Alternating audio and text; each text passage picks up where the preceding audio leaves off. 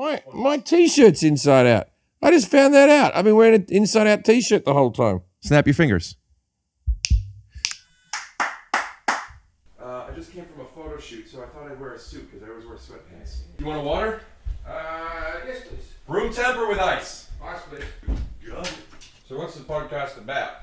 You're gonna be the couch. I can make something up. It kind of was about something at some point, but now I just have people on, and sometimes it's silly as shit, sometimes it's really serious.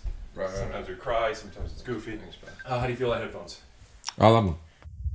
All right, how's your levels? That's fine for me, yeah. Great.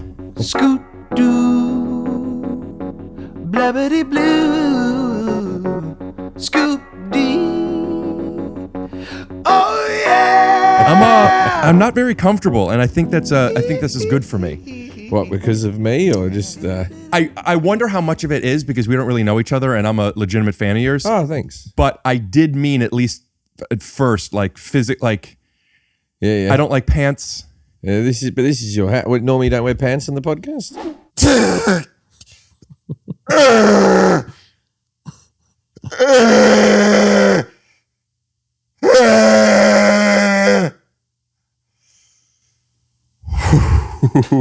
Wow. Thank you, sweetheart. Who is that? Who is it? Rick? Ew. Rick. Thanks, sweetheart. Only sweatpants or shorts. Yeah. Yeah. But I did a photo shoot, and boy, are my arms tired. What was the photo shoot for? For Emmy Magazine. Oh. I'm a dramatic actor now. Are you nominated? Well, it's pre-nomination stuff. I don't know how this stuff works. I did one of those once for the Jim Jefferies show where I went in and they had all the light bulbs hanging down, and then it was like James Corden was already being photographed, and then I was coming in, and I think then like one of the other late night show hosts, and there was no chance in the world I was going to get nominated. I don't know why. I'm not saying you're not going to get nominated. Hey. You might, but Hey. I thought that was a big waste of me time. Turned out it was. Well, did you get cool photos that you would use for something? I don't.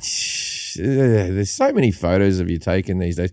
I'm going to go down the route very soon because like my current publicity photo, it was taken 3 years ago for the Jim Jefferies show, and I'm a lot trimmer and I got more hair and I got everything. How do you have more hair? Did you have surgery? Or no, papiche? I had a professional hairdresser do it, and it looks like there's more hair. I don't actually have more hair. It's just a better production than I can do on stage. On stage I can't get it looking like that, and I always feel like such a disappointment when they see the photo in the lobby, and then you come out. So I reckon I'm going to go down. A lot of comics, when they get older, do this. You just do a cartoon of you or something like that. Get someone to sketch something. I think I'm done with fucking photos in my dumbass head. Do you think people are generally, they see you and they're like, this guy's got some good hair, and then they see you off stage and they're like, fuck. Yeah. Do you think it affects them? That's when with hair loss, that's something that I do. It's funny. I do a whole routine on hair loss at the moment. Like something like 15 minutes of my show is all about hair loss, and it seems to be the last last thing we can really mock a person about. Like we used to be able to mock the fat, right? And now that's body shaming and that type of stuff. Hair shaming, religion, skin color, you can't really do. You can do it. Hair shaming still on the table. For whatever reason, people can write underneath, go, oh, someone's lost some hair. If you put a photo or something like that, they'll compare your hair. That I don't understand. Like, women can wear wigs on top of their hair. Yeah. And they're just changing it up a bit. But I gotta say, if a bald man wears a wig, it's like that guy's life's over. Socially, whatever. A bald man does have its perks over being a woman, though. No, but I'm not talking about bald women wearing wigs. No. I'm saying, would you rather be I don't want you to get in trouble. No. Would you rather be a bald man or an anything woman? Beautiful, full head of hair. But you're a woman. I would still not. If I could come back as anything, it would be a hot chick. I tell you what, I reckon. Tell me.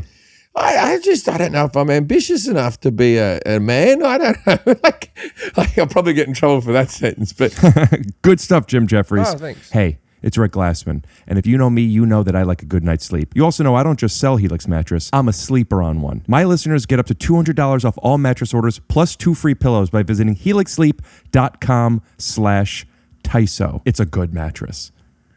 Listen to the new Audible original, Summer in Argyle. Created and written by Nate Odenkirk and Emmy Award winner Bob Odenkirk. Listen now at audible.com/Summer in Argyle. And if you're like me and you don't know how to spell Argyle, it's Argyle. And if you don't know how to spell summer, I advise you listen to another book other than this one. What's up? Hey, Adam, we have you live on the Jim Jefferies episode of Take Your Shoes Off podcast, and we are promoting our stand-up comedy show at the Brea Improv this April 20th. Let me do that again. I'm going to call you back. Who's this? Okay. Tell everybody who's going to be on the show. Red Rocket himself, the kid who auditioned for every Wendy's commercial in the 80s, but ended up being the Fisher Price. Adam, hurry up. Adam, hurry up. We got Andrew Santino. We got... We got Andrew Santino, Eric Griffin, Brent Morin, and TYSO's favorite, Adam Ray, at the Brea Improv, April 20th. Link in the description. Be there or be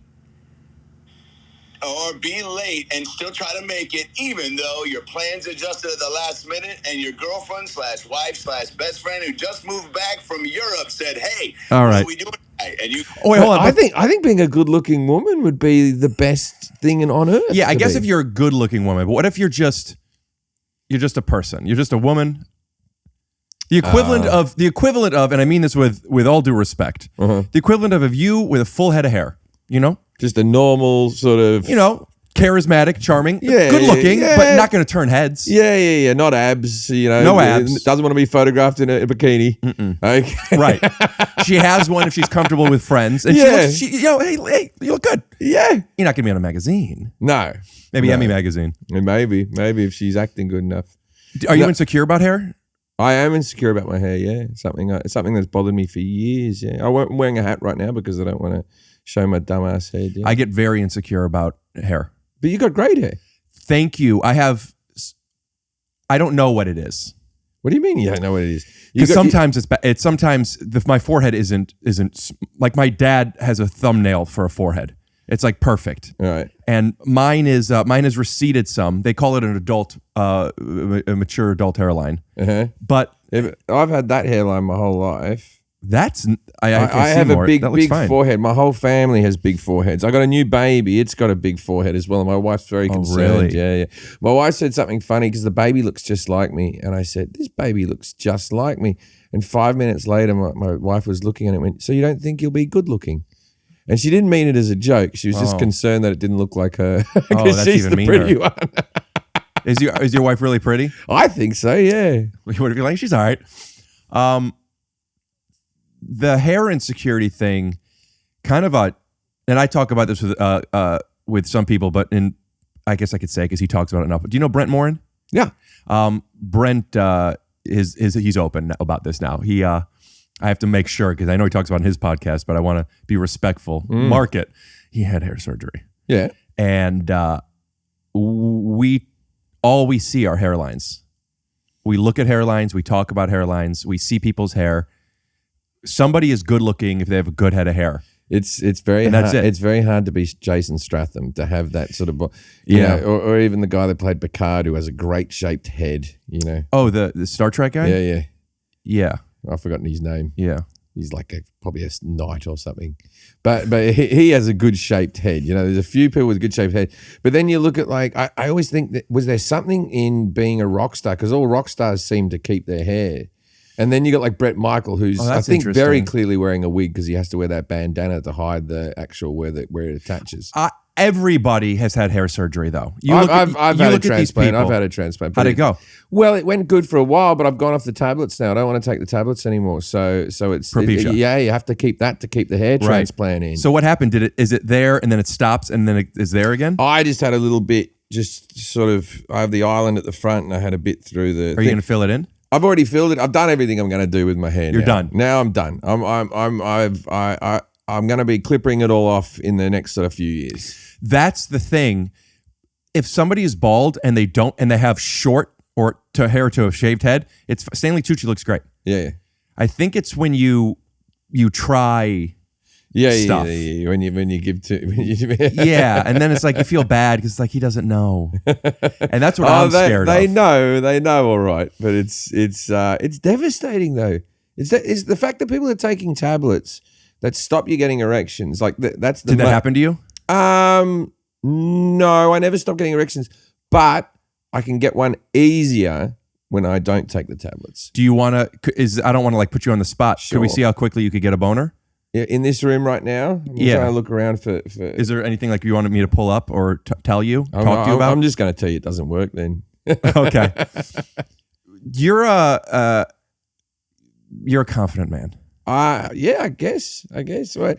That's a very weird statement to say to a person because I know all my insecurities. So, right, that's what I want to talk about. So I know my insecurities. So I don't see myself as confident at all. But I get told all the time that I'm very confident. Well, so you know your brand is confident, right? Yeah.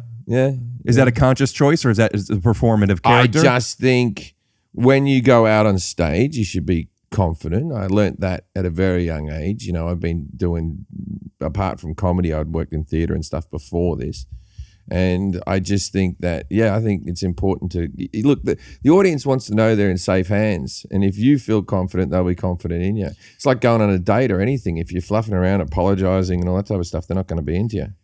I learned on maybe I should have learned this as a comedian, but I couldn't articulate to myself until I saw. I watch a lot of America's Got Talent, right? And you watch these magicians; they go out there, and they always start with something. I guess it would be the equivalent of their opening joke, but they start with something kind of cool. And then there's like a lot of downtime. Yeah. And what I realized was if it's just this boring downtime, I don't trust this guy. Yeah. You have to show them something. Yeah. But confidence doesn't mean I'm the best. Confidence just means I accept myself. This is what it is. Listen, I'm not a good looking guy. I'm not a fast guy. I'm not whatever my insecurities might be. I'm very fast. But, if you accept then there's confidence. But your confidence is more like I don't mean this as a definite, maybe, but like leader, like, yeah, he's right. Like you're telling us what to think. Yeah. You make our minds up. I think there's a few little secrets to comedy that sort of lead to that. I think one of the tips that I give to comedians when they're first starting out is never ask the audience a question. Just tell them what's going on. Too many comics fall into the trap of going like this. You ever go to Walmart? Just go, when you're at Walmart, this happens. Right? Don't ask them because you know what might happen if you ask them? They might fucking answer. Yeah. And then where are you? I find that asking an audience a question, and I've recently become a prop comic, so it is what it is. Really? It started ironically. I just, on the podcast, I do shit. I used to do mustaches and wigs, and I have a puppet and all this stuff all the time. And it was just silly because I would do editing gags and just, quick little throwaways.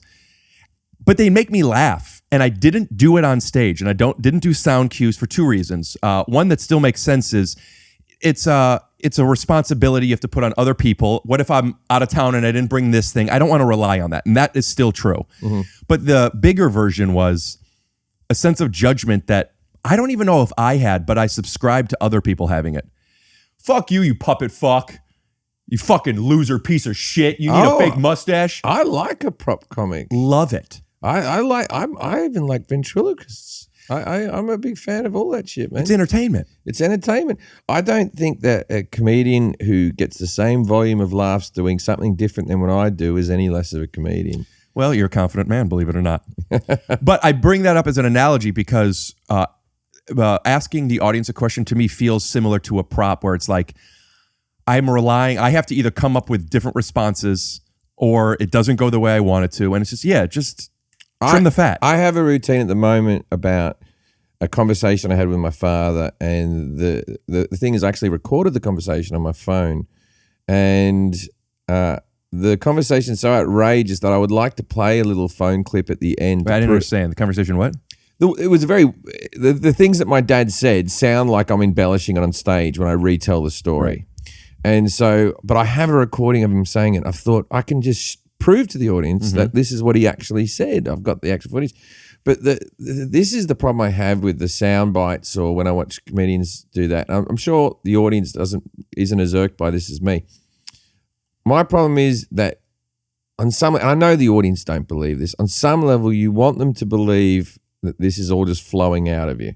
Right. And if you have a prop or a soundbite or something like that, they know it's all pre-prepared. Now, I know they know it's pre-prepared, but I want them to sort of suspend belief while they're doing it.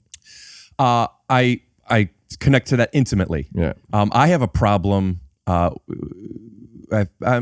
had a problem, and it's still I haven't overcome entirely. I used to do new sets constantly. Yeah.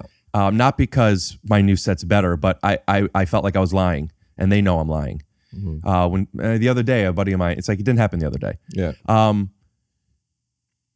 But for something about music and props where I feel like this is the one time I'm allowed to be repeating stuff. Yeah. So you don't play it on stage because No, and also I'm a bit lazy, and I think I'd have to tell someone to do it. And the amount of time, so I have an intro that involves my name flashing up on a screen and some music going off, and all I need is like the house goes to black, music starts, name goes up on screen, lights start swirling, I walk out. As soon as I pull the microphone out of the stand, kill the music. And you'd think that would be easy, but fucking 50% of the times you go to these different theaters, they fuck it up. They fuck it up. And it's like you're standing in the wing, and it's like it's right before you're about to go on, and you're like, how?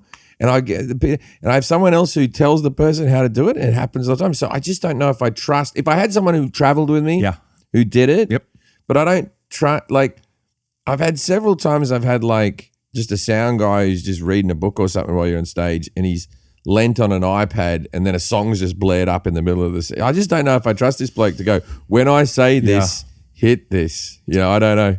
My instincts are telling me this story is too many words and not worth it, but I want to do this. It's your podcast. Dim the lights. Spotlight.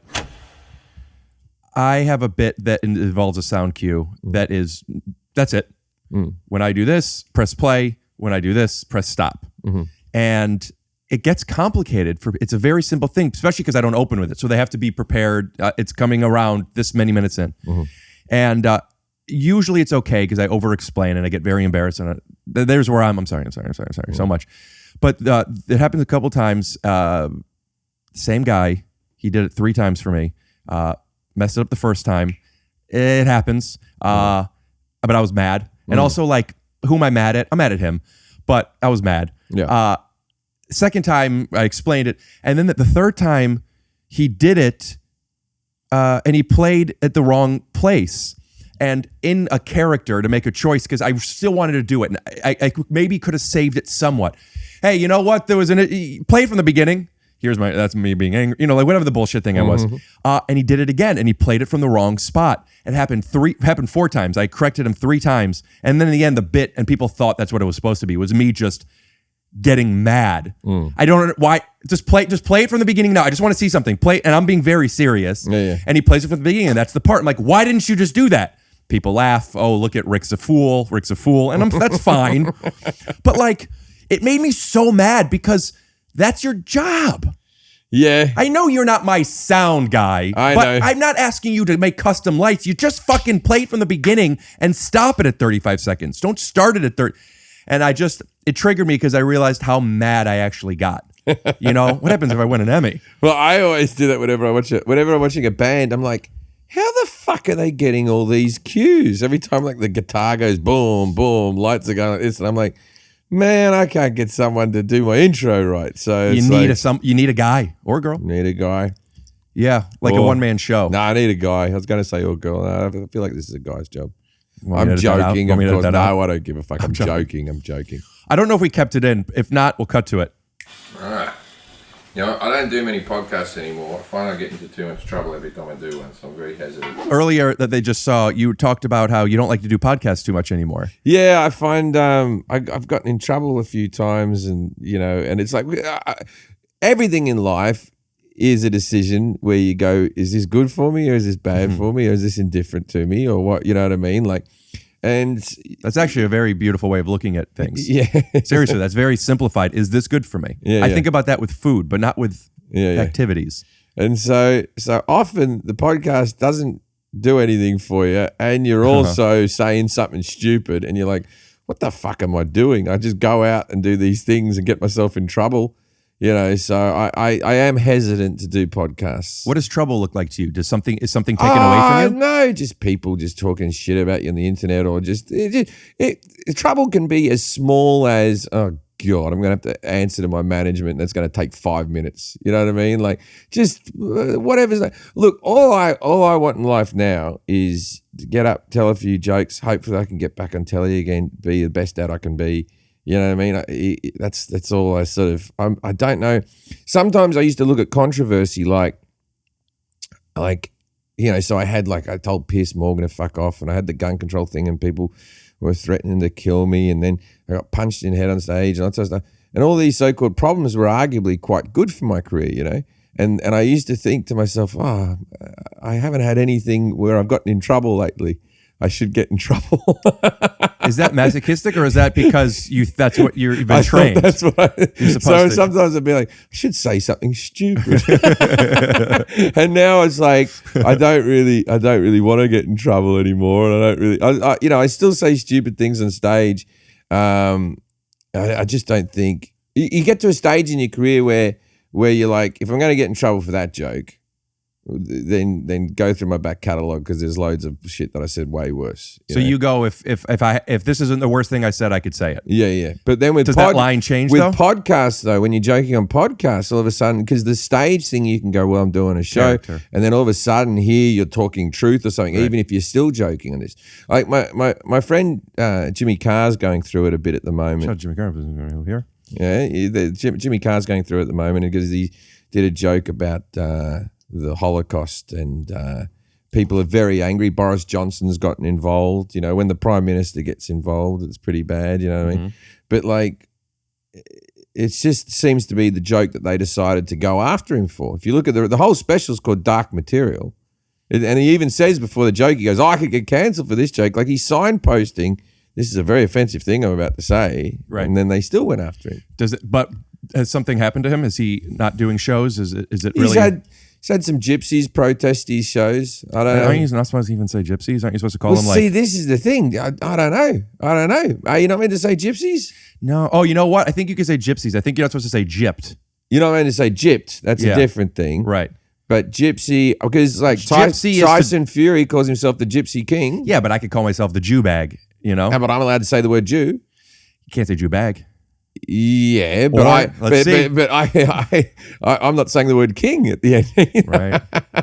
Yeah, but why is it? I think it's I think it's not the word is bad, but it's implying that gypsies do something. Say gypsy, you just can't say the word, I don't know, fucking or dirty in front of it or something like that. You can't put a nasty you can't. word before it. That makes the next word seem a bit bad. But the other words, travelers. Can't say that. So it's African American now. I feel like they say travelers, but I feel like travelers seems to be a bit more on the nose than gypsy. I don't know. I don't know. That just sounds like when I go to London. I don't know. I've never heard that term. Oh, well, it's what they set up camps in different suburbs and yeah. But I've just never heard the travelers. That actually sounds nice. Yeah, travelers. Yeah. Here's one that I don't know, but I feel. It's right, at least for now, it's right below, no pun intended, the bald. You can still talk about bald. You can't, little people. They haven't gotten there yet. They're on their way to but is it little people? Because I think because I've been told by one, dwarf is the proper term, but dwarf feels a little more aggressive. Well, dwarf is the proper term because dwarfism, and there's different types of dwarfism. And I don't ask me how, but I know about this for a particular reason. But and then midget was the appropriate term for little people who were proportional. Right. So at the same length. So you can't tell, maybe they're a typical person, but I don't know how close they are. Yeah, from a distance or whatever. But like I think a midget's someone under 4'11" or something like that. Is gotcha. So someone who's really short. Someone who's really short but in proportion. Doesn't have dwarfism. But now the word midget's meant to be very offensive. And I don't feel like they've got another term for it yet. They just go little person in a proportional little person. PLP. Yeah, a proportional little person. And then another little person, and people get in trouble for those. Like our friend Brad Williams, he's gotten in trouble for saying the word, and he's a dwarf himself. Really? From the community, he's had a few people say you can't say midget. He talks about it on stage. Yeah. There's so many people that will be advocates for other people when it doesn't affect them directly. Correct. That confuses me because even though 98% of the world subscribes to probably what we're feeling, well, I don't know, it's fine. That other 1% to 2%, it has a voice because of Twitter. Yeah. And is it our responsibility to educate ourselves? There's, in some ways, but I don't know everything about the trans community, about the little people or the dwarf community. And that's just turned off. Let me check you. The camera brought to my attention that I shouldn't talk about this kind of stuff, so I just want to apologize both to the trans community and to the little people. That what about the little trans people? Yeah, but that's a subculture we don't hear much about. Where's their voice? You're joking. However, I'm trying to think of one. I'm on a new show, Amazon Prime, as we see it, about autism. Yeah, and there is a lot of representation on it. Both all the neurodiverse people are played by neurodiverse. Neurotypical, one of the neurotypical actors is played by someone with autism who's playing non-autistic character. 4 of the main cast kisses at least one other person. Every single kiss is interracial. It's a Burger King Kids Club in there. You know what I mean? So much so, I don't mean this isn't a critique, but like people that are aware of this, you look and you're like, oh, they're just making sure that they're, and for better or worse, that's what they're doing. But still, I saw an Instagram post that I almost want to put on, but I don't want to like give a voice to this. This was a person of color who was transgendered or is transgendered on the autism spectrum, upset that I think she didn't see herself there because, and it's like, there's only so many characters, but it wasn't like, oh, I would love to see this. It was typical. We never see a da-da-da-da-da-da-da. And it's like, I don't know how you could cater to you can't see everything. Yeah. So when I had a TV show on FX called Legit, which was based it was based on one story that I told, and then we ran a season of the show. And the story was about me taking a friend with muscular dystrophy to a brothel. And the whole season was... That was the first episode, and then it was just me taking care of a guy with muscular dystrophy. It's on Hulu. I don't know the show. It's scripted. Yeah, scripted show. It's a sitcom on Hulu. Tell me the name. We'll put the poster up here. Legit. I'll probably watch it tonight or tomorrow. Have a watch. Yeah, the first season's okay. The second season's very good. But I think the second season's very good. But the first season's good. Okay. I'm very proud of the show. But the show probably had, I can't say this is a fact, but I can't imagine there's another show that did it more. We had more disabled actors than anybody else. Now, so you start off with a character with muscular dystrophy, and that was played by DJ Qualls, who, if you don't know, skinny guy at a road trip. Yes. He's been in lots of things, Hustle and Flow and all that. I just saw him. I'm rewatching Breaking Bad. He's on Breaking Bad for a couple of episodes, I think. And so DJ played that character, and then we had to have him in a home for a couple of episodes. And so we had to populate that world. And so all the other actors that were playing disabled... Right, but the lead disabled actor was not. The lead disabled actor was not. Right. But the rest of the actors, and we had at one stage, I would say 25 different disabled actors on set. Everybody else was completely disabled with whatever condition they had, ranging from physical to mental to everything in between. And my instincts were to cut to a clip and do some animation stuff, but I think maybe not. So we had all those different people, but people still complained about DJ playing muscular dystrophy. Now, if you look into SAG union rights and stuff like that, people with severe disabilities like that, they can't act for a 10-hour day like we're put to. Sometimes 12-hour days we're put on set. You know what I mean? Mm-hmm. You can't, and then they can only act for like 3 hours. It's like having a child on set. You know what I mean? You can act them for a little bit, and so for the timing purposes, for the timing, and for our amount of time that our budget and how fast we had to film an episode, we couldn't have a person with muscular dystrophy. Also, what's the chances of them, first of all, having muscular dystrophy and being a tremendous actor and being a tremendous comic actor? You know what I mean? Like that would have been very lucky. You know what? I get what you're saying. But I do wonder if that person is out there, that was his moment. we auditioned people. Right. We went for the whole spectrum of the, and we had more disabled. Trust me, if there's a character called Rodney in it, when you see Rodney, played by Nick Daly, that guy was on set every day, and he had Peter Willie syndrome. Anyway, What's so Peter Willie syndrome? Jeez, Sounds like what happens if you take too much Propecia. Yeah, it's a bit like that. Anyway, so DJ started getting people writing to him saying he was doing crip face, short for cripple face, which I never even heard this term, that he was crip facing it up by being. And so we were like, what the fuck are you getting into us for? There was the kid in the wheelchair on Glee. He's way more crip faced than we are. I don't think he was doing a face. Yeah, exactly. But then you got Daniel Day-Lewis, My Left Foot. You got everyone who plays someone mentally. Sean Penn in I Am Sam. Or Is your show a comedy? Comedy, yeah. That's the difference. Yeah, but comic acting's harder than dramatic acting. I'm not saying it's logical. Yeah. What I'm saying is, by design, when you watch a drama, you're tapping into an emotional place where it's beautiful, it's tragic, it's depressing, it's something. When you watch a comedy, no matter what the skill set is, it's making fun. It doesn't mean making fun of, but it's fun. It's making fun. It's making laugh. And the idea of laughing at something makes people uncomfortable. Well, most of the disabled community loved us. The people who were saying crip face, I don't know who they were, but the disabled community all really liked the show and backed us a lot. And I always think, like, when they're, even now they're saying to Netflix after Dave Chappelle, trans people don't get represented enough and this doesn't get, so fucking amputees don't either. You know what I mean? And disabled people don't either. It's like, and I'm not saying trans people shouldn't be represented more. I'm saying that, you know, there's a lot of subculture groups that are being ignored, you know? And so we had the show, the part, there was one bloke on Twitter, and this is when I still looked on Twitter. So this is 8 years ago or something like that. And he was very angry that we were going to do a comedy around muscular dystrophy. And was he not connected to it? He was not connected. Now the muscular dystrophy character, by the way, was someone from my own life, was a real person this person was based on. And so this guy was like, fuck this show. All the adverts coming up.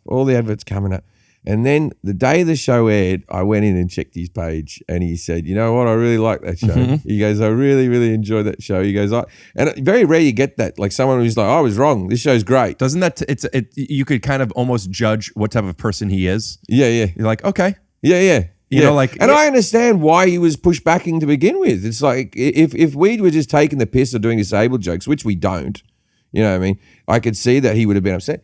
Anyway, so he literally went, the show was really great, really enjoyed it, blah, blah, blah, blah, blah. And then good night, everyone.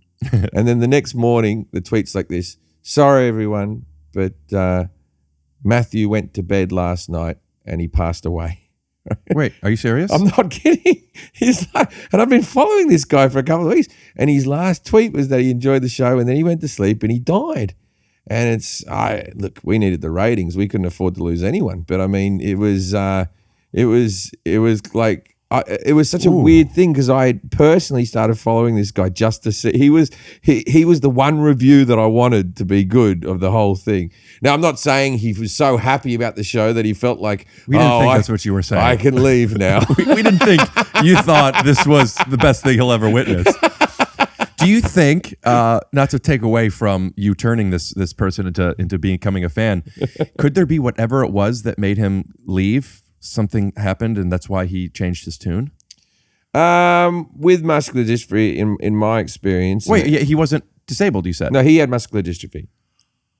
Oh. He had muscular dystrophy. I thought you were saying, and he was angry about someone doing a sitcom about muscular dystrophy. That makes much more sense to me now. And so he was angry the whole time, angry. Then he saw it and thought it was fine, and we handled it fine. And he said he was looking forward to the next day. The tweet still exists somewhere, and then he passed away that night after he watched it. Like he was just making sure you did a good job. Yeah, and I tell you what, he watched it when it aired. He didn't watch it on DVR or anything. Good for him. Yeah, maybe you kept him up too late or something. But it was, but sad. But that was sad, yeah. Now, here's the thing. I talk about Helix mattress all the time, and I don't know if people think that I'm just joking when I say that I absolutely love this mattress, but it is a fucking amazing mattress. You take their 2-minute sleep quiz. They have soft, medium, and firm mattresses to heat you up, mattresses to cool you down, and they're great for spinal alignment. I love a Helix mattress. If you're looking for a mattress, you take the quiz, you order the mattress that you're matched to, and the mattress comes right to your door, shipped free. Helix was awarded the #1 overall mattress pick by GQ and Wired Magazine in 2020, and by Rick and Steve Glassman in 2021 and 2022. Go to helixsleep.com/TYSO and try it for 20 nights, risk-free. Psych. Try it for 100 nights, risk-free. Helix is offering up to $200 off all mattress orders and 2 free pillows for our listeners at helixsleep.com/TYSO. That's up to $200 off all mattress orders and 2 free pillows at helixsleep.com/TYSO. Listen to the new Audible original Summer in Argyle, created by Nate Odenkirk and Emmy Award winner Bob Odenkirk. If you're curious what this book is like, it's one hot dog murder comedy with everything on it. We're talking garlic. We're talking pickles. Okay. We're talking barbecue sauce, which might be weird, but I love barbecue sauce on a dog. Okay. Baked beans, cinnamon, sugar, jalapenos on a garlic everything pretzel bun not roll. Visit audible.com/Summer in Argyle. That's ARGYLE. And listen now, #Summer in Argyle. I actually don't put barbecue sauce on the hot dog if I have baked beans. I prefer baked beans, but if I don't have baked beans, I will sometimes use barbecue sauce. And of course, the cinnamon and sugar is something that is put in the sauce or the beans. It's not like I just put cinnamon and sugar on a hot dog. Yeah, I'm sorry. That's such a dark story to tell. Yeah, some dark stories kind of, I don't know if it's because I could visualize it, but sometimes you hear something and it doesn't affect you, and that one did. Yeah. I was, the next day, I was upset about it. Yeah. I never met the guy. I was upset about it. But, you know, it's still better than, fuck this show. This show's shit. Fuck you all. It's a little better than that. And then he passed away. You know, at least he enjoyed a night of telly. Yeah, I guess. I mean, literally, at least. Yeah, the very minimum. You said that you're at an age or a time in your life that you want to just get up, tell some jokes, hopefully get back on TV, etc. Yeah. The hopefully get back on TV. What does that mean to you? 2-part question. Second part, how many girls have you had sex with? No, I'm just kidding. The other question is, I only have sex with women. Smart. And also a little, what's the word I'm looking for? Discriminatory. Yeah. You, and I'm projecting this entirely. Sure. You embody a stand-up comedian to me. You tour literally the world. Yeah. You're one of the greatest stand-up comics right now. And I have to imagine you're doing all right. Yeah, I do all right. Is TV, what does TV offer you that comedy doesn't? Well, they both feed each other, the TV. Also, it's every time I've done television. Okay, so I was uncomfortable doing stand-up comedy when I was like 17. You know what I mean? How old are you? I'm 45. Today? Last Monday. Oh, happy belated. A week ago. Valentine's Day. Well, a month ago. Oh, well, I don't know when this is. You just wait a year; it'll all work out. I might have it come out the month after your birthday because it's Pie Day. Oh, so I was nervous doing stand-up. I enjoy the challenge of TV. It's like okay, so I'm dyslexic. As soon as I did the Jim Jefferies show, and I had to read a teleprompt and all that type of stuff, and I did a bit of a workaround where I'd put bullet points up, and I'd just riff off the bullet points because it wasn't to read it verbatim. I couldn't do very well, and some things I would, but. If I had to have facts or figures or something. And with the acting, I'd never really acted, definitely not on camera. I hadn't acted, so I found that a challenge. And then it's like, I don't know. I'd like to have a body of work, not just, 8 or 9 stand-up specials, but I'd like to have, and a TV show, and this. Is that so you... I'd like to host a game show more than anything now. I think that looks like fun. And I feel like people don't fucking get into you on the internet. It'll call you a piece of shit every time you host a game show. Right, because the game show host is tricking the audience that the audience doesn't think it's about the host, but it is. Exactly. Yeah. I was talking to Howie Mandel about it recently. And are you friends with Howie? I'm friendly with Howie. I know you don't like to do too many podcasts, but I've become friends with him over the past few months. He's been on a couple times. He was just on with he met my parents, my mom, my dad, my cousin, and the 5 of us. And he has a podcast, but he's very cool. Yeah, I like the guy. But he was talking about when he got Deal or No Deal, how insecure he was because he's not being funny. he's not doing his thing or whatever, and how much he ended up loving it, how great of a gig that is. And it feels like you don't go out to be the host of a game. Like, how do you have to become a personality first, which obviously you've done. Yeah, I'd like to do something like the Match Game or something like that where you get to chat a little bit. Why don't there's a Murderville on Netflix. I just saw one episode. Do you know the show? I have seen it in a couple of episodes, yeah. So the premise for people that don't know is it's Will Arnett, and his part's scripted with other people, but each episode is a new guest. They come in and they improvise the scene, but it's shot like a real show. Yeah. I think it's an Australian show. Do you know Josh Lawson? No. He's an Australian actor. I haven't lived in Australia for 20 years. He's an LA guy. He's an actor. I don't know if you, but I saw him do it, and it was that, but it was on stage. It was the audience and all the actors know what's going on, and then the improviser comes in and then does that, but it's not shot like a show. It's such a funny. It's the Australian version of Whose Line Is It Anyways? The way I think of it. Right. If I could find it, I'll put up the name of it. Mr. Josh Lawson.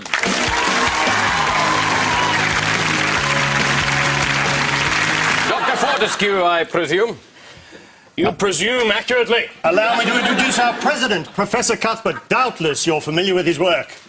Doubtless indeed. I've read all of your pamphlets. Well, I prefer to call them volumes, but thank you. Well, Thank you anyway. Delusions of grandeur.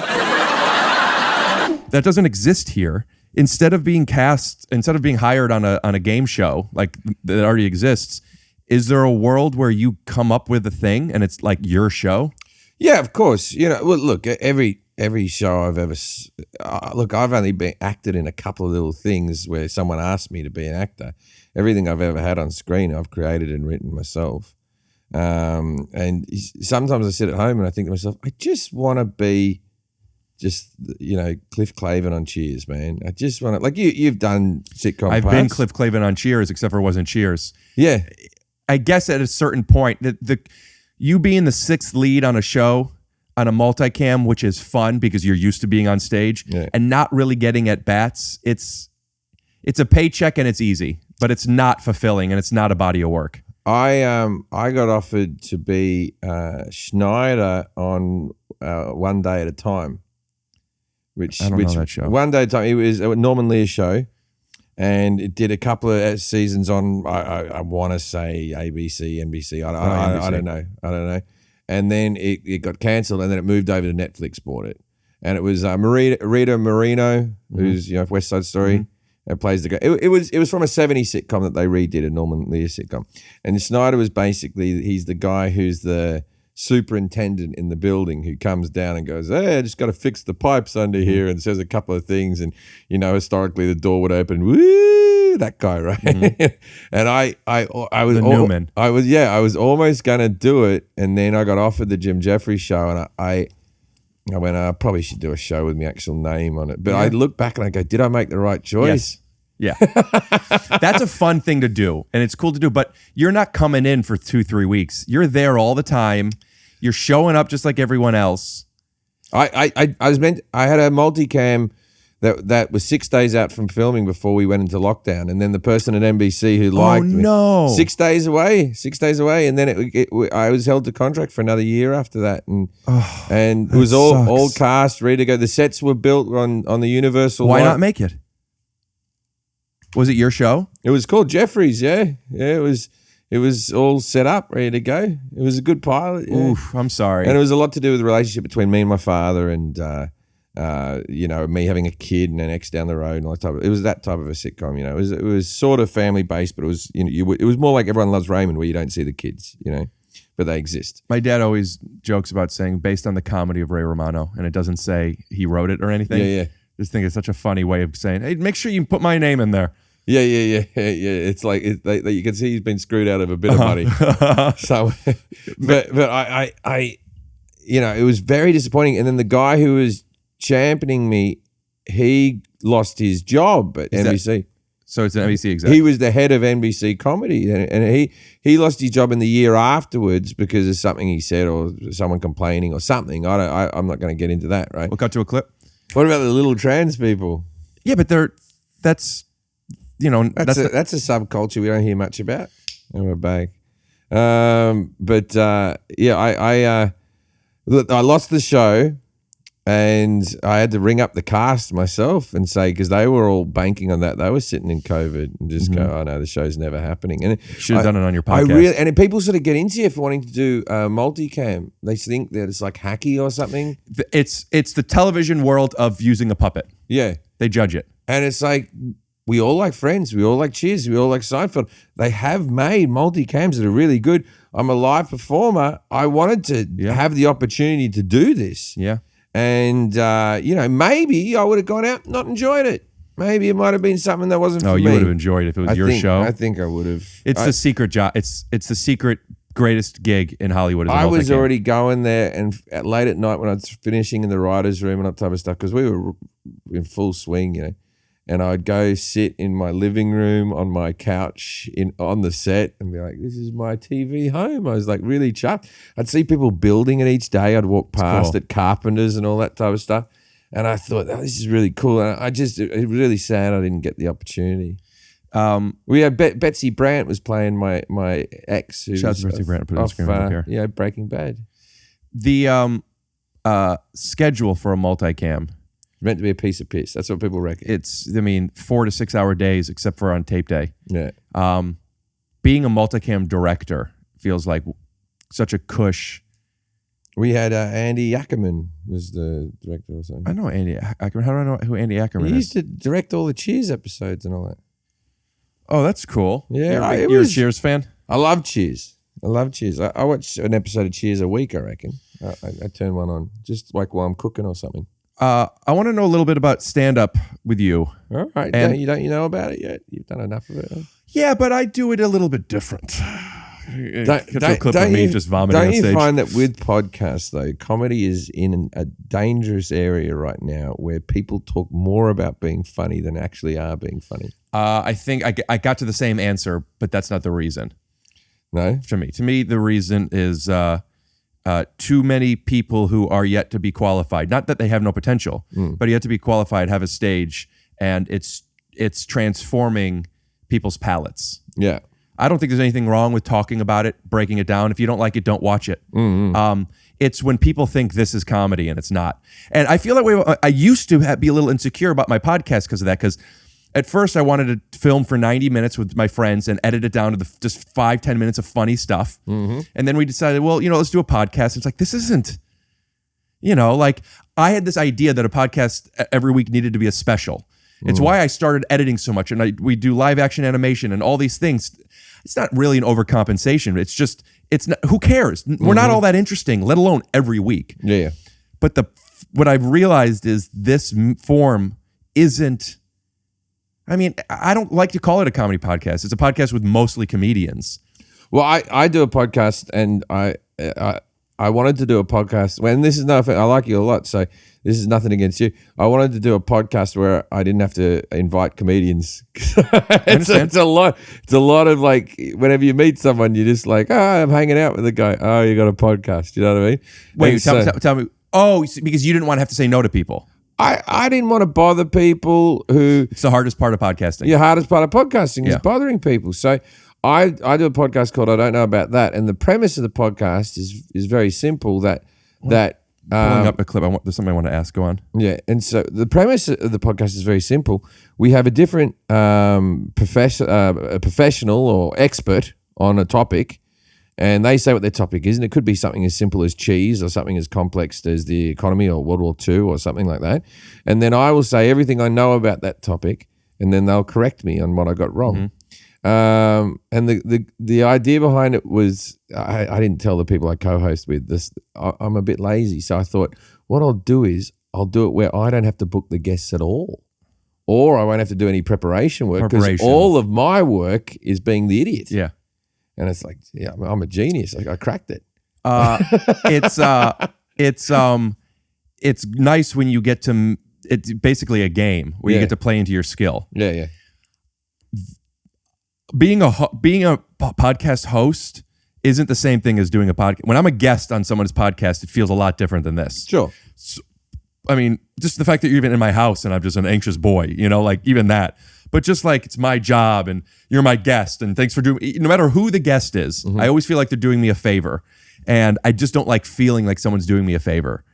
Yeah, but that's never going to end. As long as the whole industry is made on you do me a favor, I do you a favor, you do me a favor. Yeah, if you ask, you give enough favors out, eventually people do them for you. You give what you get. You know what I mean? But it's that feeling of trying to be present and connected with somebody who's like, I'm asking it of them, like doing somebody's show or them doing like.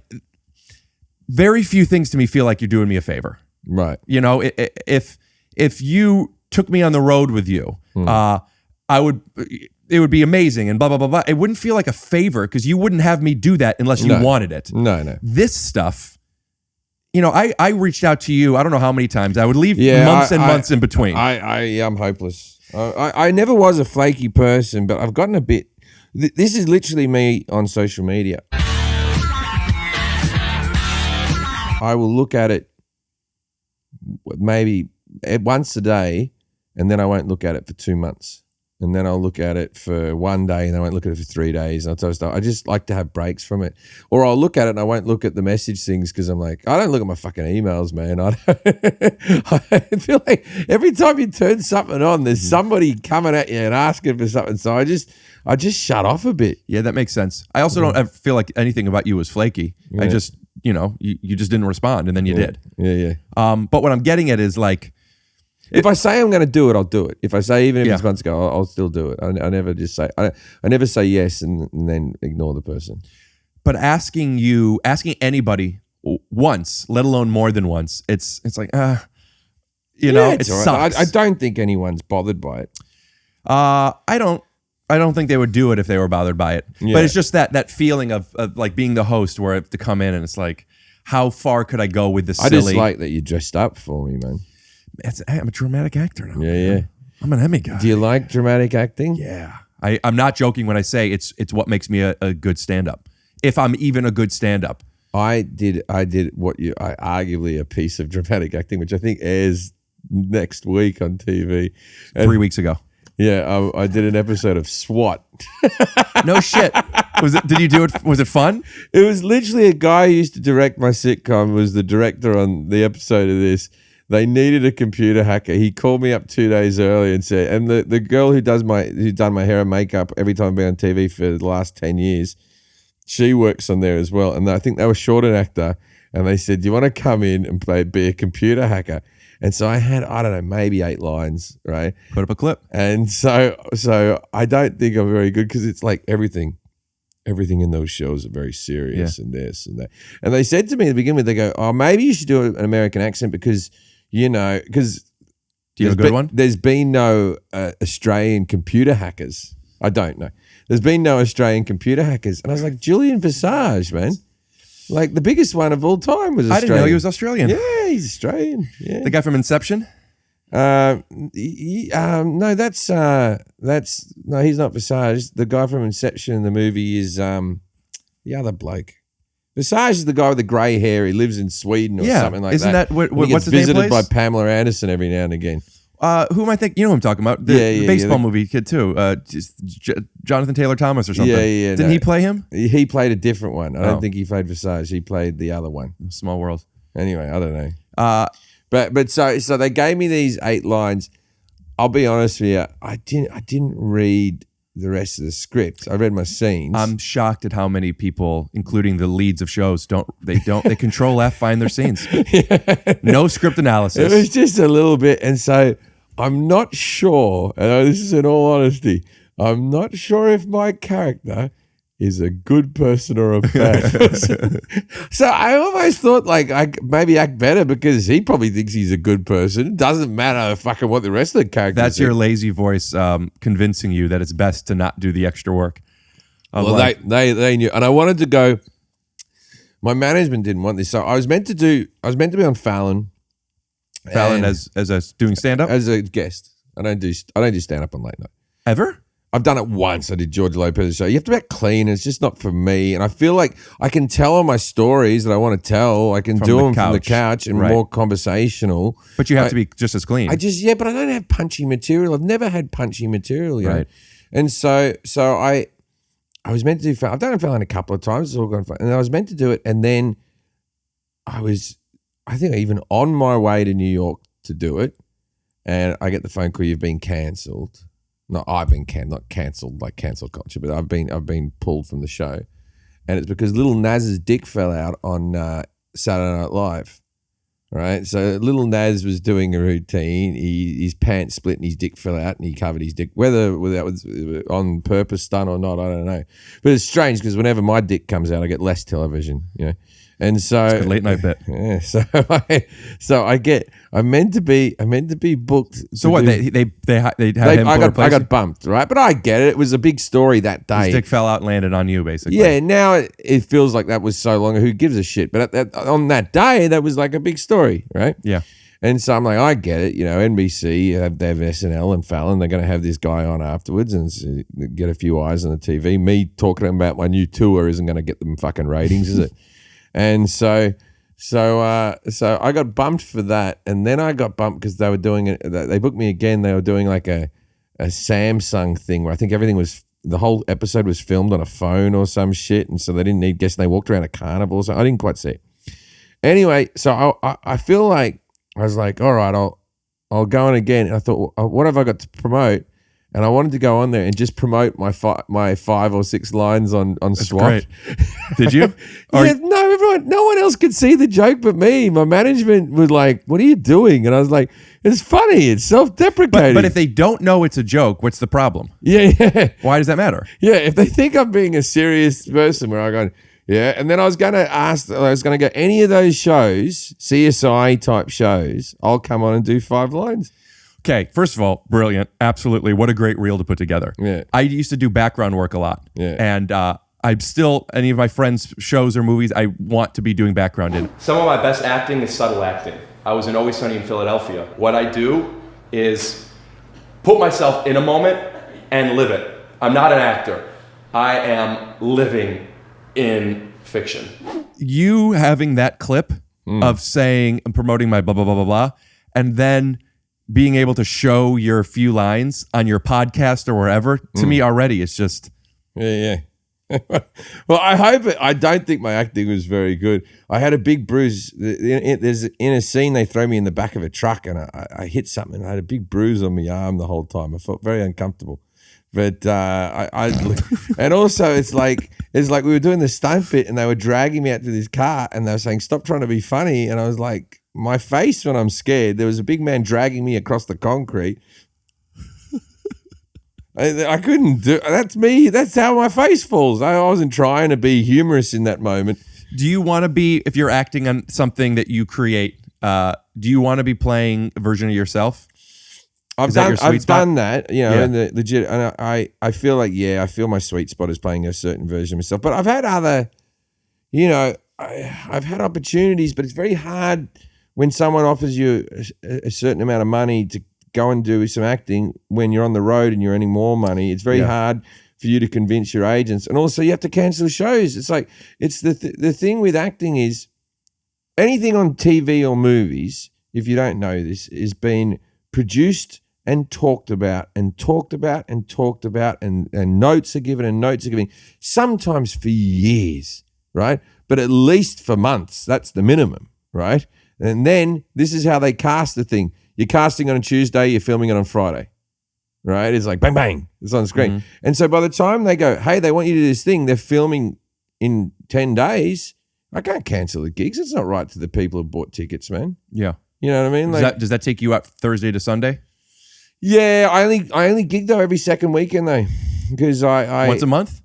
No, twice a month, every second weekend. Yeah. Oh, so I was thinking the second weekend of the month. 1 week right. on, 1 every week other. off. Yeah, every other. I got my son the other times, and so I see my son as much as I would have seen him if I was still with his mother, because I would have been on the road those other weeks anyway. And when I was with his mother, I used to go out every week. So I actually see him more now. So you're on the road weeks you don't have him? Yeah, the weeks I don't have him on the road, yeah. And I got the wife and a baby, and the baby, you know, she just has the baby that week, and then my other son moves in with us for the weeks that I'm there. 3 rooms? 4 bedrooms, yeah. So there's a bedroom that is your son's. Yeah. That he's just there every other week. Yeah. Well, you're looking for somewhere to stay every other week. Well, I know I don't like people knowing where you are, but I mean, it would be helpful. Yeah, because if I could do my podcast studio there twice a week, because it's just I have the lights. I hate having it here. Yeah, it's good though. Me and his mother get along very well. We're still like best buds. Yeah. Your so you make whatever you make for a weekend. Not only do you not want to cancel it, but if you did cancel it for something that was like, I really want to do this thing, you're going to probably be paid a lot less to be a guest star on something. A lot less to be a guest star on something, and then like acting. So this is a bit of a name drop, but I was in Australia to go do some Hillary Clinton? Some gigs. I was in Australia to do some gigs, and then Russell Crowe, in the middle of COVID, was making a movie about I think I can say it's about poker. It'll be coming, right? And I don't think you could say that. You're supposed to say gypsy. Yeah. and he wanted to give me a small part in that film, and I couldn't do it because the baby was 2 months away from being born. And he said, I'll have you out. So you got 3 weeks before the birth. And I just had something in my mind. And I had the free time. And I was just like, I wanted to do it. But it's like, I was on the other side of the country. And my wife was 2 months out of. And I said, I just can't, because you can't miss the birth of your child. You'll never fucking hear the end of it. Is there a world where she comes with you for a few weeks? Yeah, but then the baby's not meant to fly for the first sort of 6 weeks, and then what do we live in Australia? Gotcha. Plus her doctors and everything that she's been seeing the whole time here. But it's Gladiator. It's Maximus. Yeah, he's a friend of mine, and I'll stick up for Russell till the end of time. People talk shit about him. He's a great guy. I imagine he's a great guy. I've heard some stuff, but I love him. He's a force of nature, and he's very hard to say no to. And so I was like, I don't know. And he's like, I promise you'll be back in time for the birth of your child. This I can make sure. And I'm like, I don't know, Russ. I don't know. I've just, and then the baby came fucking 6 weeks early. And a week later, the baby was there. I would have missed it. So, yeah, the baby came early. Well, we'll put up, by the time this comes out, the movie will be out. We'll put it up. It's called Rounders with Edward Norton and Russell Crowe. It's probably on his IMDb, so it's probably you probably can say. Yeah, we did a fun Photoshop bit. We put the poster up. But I believe Liam Hemsworth's in it. Like it's a real thing. It's a thing. You got a Hemsworth and a Crow. Yeah, if Hemsworth dick popped out, Fallon would have been booked for weeks. We'll be right back after a word from our sponsors. Let me go pee real quick. Whew, man, there's just a huge shit. Whoa, what's this? Wow, this is really cute. Should I try it on? I'll try it, her size.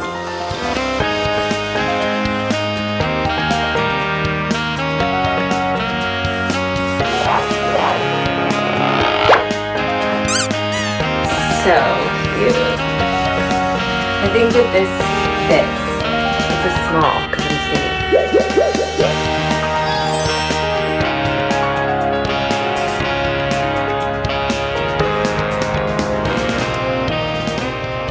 I'm Kevin Bacon's daughter, and I take huge shits. Okay, great. Where's the bedrooms? Downstairs? Or? Downstairs is just the garage. Upstairs is the room. You own the place? I don't. Although I did reach out to see if it was for sale, and he said if the price was right, which I feels like. And then he wheeled out a game of Little Man Clawing a Mountain, brought out some detergent. I'm having a confusing time about not owning. Yeah, well, how old are you? 37 today. Yeah, it's today. Yeah. Oh, happy birthday. No, it's not my birthday. It's just today I'm 37. It's a classic take your shoes off gag I throw at people sometimes. People really freak out over the today bits. But surviving means you don't get to just do, No, you're wrong. No, you're doing right now. The fact that you're in touch with your emotions, this is not a bad thing. I don't think it's a bad thing. I understand. But it's I hope you show this to your audience. I hope you do. Will. Because the point is, exactly where you are right now, I'm there so much of my life. I need to survive. And that's, the things that we chase, that we think we want, they don't mean anything and I'm telling you this as a 66-year-old guy who was you 20, how old are you? 37, right? Yeah. Today. Yeah. Happy birthday, buddy. No, today I'm 37. I meant it's not my birthday. I'm just saying today I'm 37. Oh, for the whole year. Okay. You're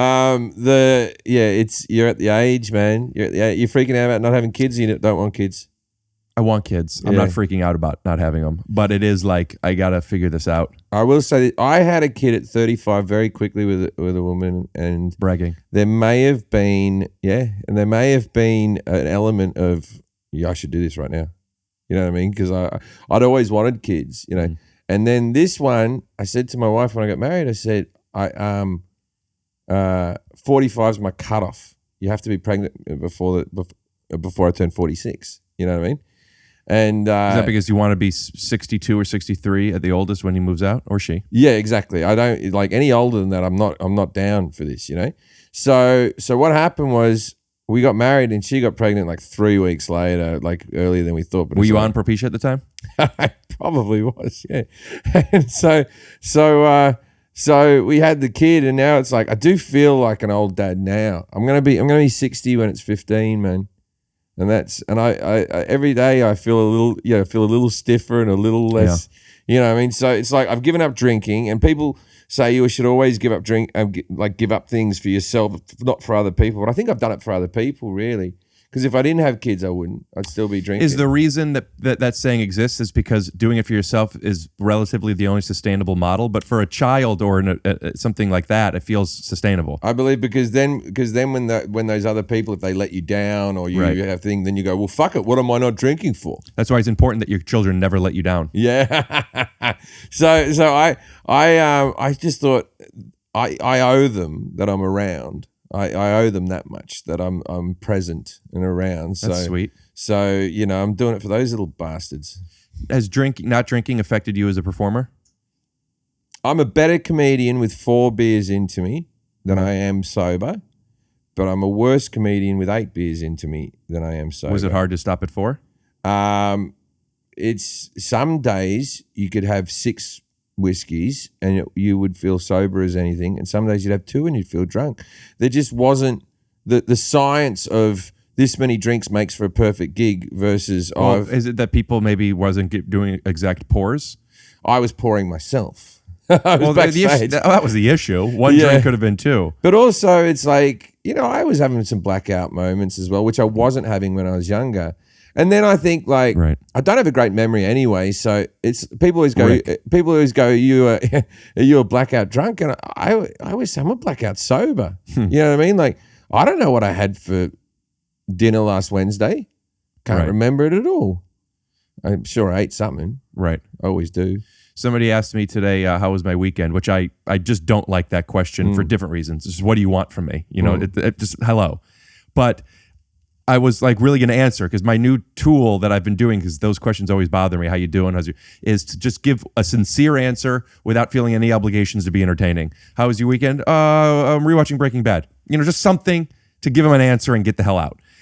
I couldn't, I was like,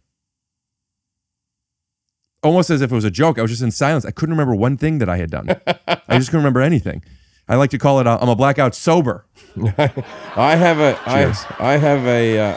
problem that is a very unlikable personality trait that I picked up from my mother.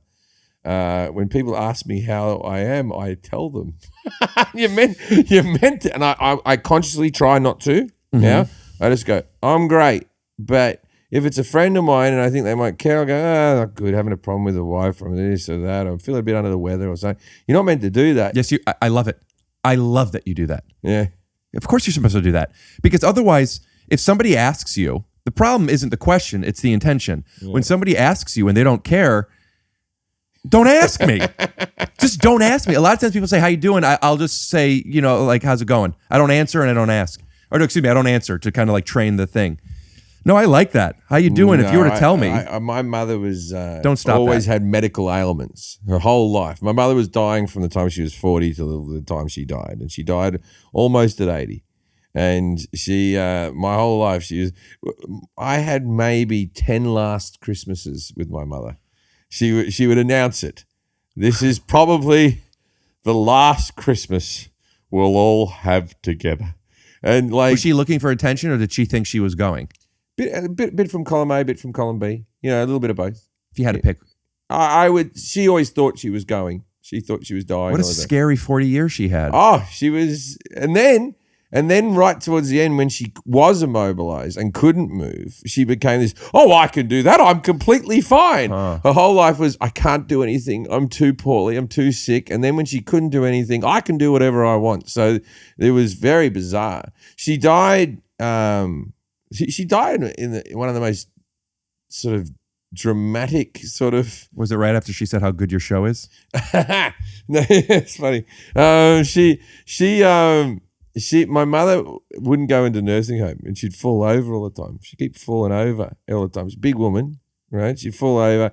My dad, too old to pick her back up. He'd need to get other old blokes, all the guys that were dads when I was a kid. Yes, Mr. Bartlett, yes, Mr. whatever, right? Yeah. All the men of the street. Now that whole street was all young families, and now it's all geriatrics, right? The whole it'll get revamped as soon as they all die, and it'll regrow into young families again. Anyway, so my mum would fall over, and my dad would ring up all the old blokes, and they'd all come over and lift me mum back up onto her feet, and then and so she was getting about one ambulance a week. Now, what would happen? Getting an ambulance a week? Yeah, because she'd fall over in a weird place where they couldn't get her. And Australia, socialised medicine, who gives a fuck? Just call up an ambulance. Doesn't cost you anything. And so they would put her back up. And so if she fell over, and so she kept on getting these ambulances, and I said, Mum, you got to go into a nursing home. You need medical care. You need lifts and cranes and things to pull you up and all this type of stuff, right? Put up a picture of Australian Sopranos. And I said, you need to go into a nursing home. Oh, Mum, I don't need to go to a nursing home. So she started falling over in the middle of the night. What do you mean? She's in bed? No, she was walking down the hallway to go to the bathroom or whatever. She'd fall over, couldn't get back up. And my dad he couldn't lift her up. So what he would do is just throw her a pillow and a blanket in the middle of the night for her to sleep in the hallway. Right? Well, is she hurt? No, she's not hurt. She doesn't fall on the ground. She kind of just gets on the ground. Yeah, she gets on the ground, can't get back up. How did she get on the ground? Fell over. She was walking with a walker. How does she not hurt herself? People are breaking hips. She was probably hurt. Well, this is where it all comes to a head, right? So anyway, so she kept on falling, and so my brother, who's a cop, he said, "Don't throw her a blanket and a pillow. You keep throwing her a blanket and a pillow. If she dies, you'll be an accessory to a crime." Right? That's a joke? No, he's not kidding. He's like, don't do that. She might pass away in the middle of the night, and then you'll go to prison. Wait, how? She's on the ground. He's meant to have gotten help, called an ambulance or something. That's right, because she fell. She didn't just take a nap on the ground. But she didn't want the ambulance because Jim's going to put me in a nursing home, right? So my dad would just give it like too big an argument. So Your dad's name is Jim. No, I'm Jim, and my dad's name's Gary, and he was going to put her in anyway. So what happened was, eventually I said, look, Mum, you pick the nursing home you want, and you pick it. I'm not going to have anything to do with it. You pick it. I'll pay for it. So anyone you want. You can get a view of Sydney Harbour if you want to do it. You know what I mean? And so she started picking ones. She goes, oh, this one has this activity and that activity. I go, you don't do activities now. Just pick the one with the biggest room, have the biggest TV, and do what you do now. Watch TV. What are you? All of a sudden, you're fucking playing badminton. What are you talking about? Right? So she picks this nursing home, and then she was at the stage where she couldn't get in and out of cars. She just wasn't mobile enough to get in and out of cars. And so the ambulance came to take her to the nursing home. And she goes, I want to go to the bathroom. So she went to have a shit before she left. The last shit she was going to have in the family house that she's been living in for 50-something years. And she gets up from the toilet, and her fucking leg breaks, snaps. Her shin snaps in half. Who breaks their legs in front of an ambulance driver? What did she eat? It was just old and heavy, and they were ready to go. She had polio when she was a kid, so her bones weren't what they should be, right? So her leg breaks. Get the polio vaccine. The ambo comes in, and fucking puts a shot of what's the Penicillin? drug? Not penicillin. What's the one that knocks you out? Novocaine? The one that knocks you out. It's like heroin. Morphine. Morphine. Puts a shot of morphine into her, and then they couldn't pick her up. The two ambulance drivers, so they get a fire engine. They pick her up. They take her to the hospital. I get a phone call in America. Your mum's had a fall, right? She's broken her leg, and she's on the way to the nursing home, right? So they give her a whole lot of drugs to stop the infection in the leg. They put some bolts in the leg. They fix it. The drugs were so much that her kidneys failed and she died. The what was so much? Too many drugs ruin your kidneys when you're that age. Yeah. And so the kidneys failed and she died. But fucking hell, man, she never went to that nursing home. I fought with her for years, man. Here, turn this to face you better. I fought with her for years. And yet she never went. Are you very close with your mom? Yeah, I was close to me mother for good and bad things. We were very intertwined with each other. You know what I mean? There was never a distance between us, but I had a lot of resentments about me childhood and stuff like that. My mother, very tough woman, bloody tough woman. I tell you, you got slapped around by that lady if she wasn't happy with you. She was a tough lady. Did you become a tough kid? No. You seem like a tough man. I wouldn't call me a tough kid, but I tell you what she did give me that I do thank her for. She gave me this work ethic that she was always telling you want to amount to nothing, you're going to be nothing, right? And so I've always worked really hard because of that fear of letting her down, And so I always had her in the back of my head the whole time. But I tell you what was good about her, for how strict she was and all that type of stuff. I ripped the shit out of her on stage over the years, and she never once complained about that. She would watch. She'd watch the specials. Yeah, she'd watch the specials when they came out. And we wouldn't talk about the jokes that I made about her, but I made some pretty cutting jokes about her, and she never complained. And for that, I credit her. She was pretty cool. Do you think she liked it? She did not like me mocking her on stage, no, but she did like having a famous son. She did enjoy that. And it was, she'd have things like last time I was on tour in Australia, she was like this. She goes, I need 2 tickets. And she don't have any friends. It's like, for who? Who do you need 2 tickets for? I need 2 tickets to the Sydney show because for the man who does the x-rays at the hospital, right? Why? Why would...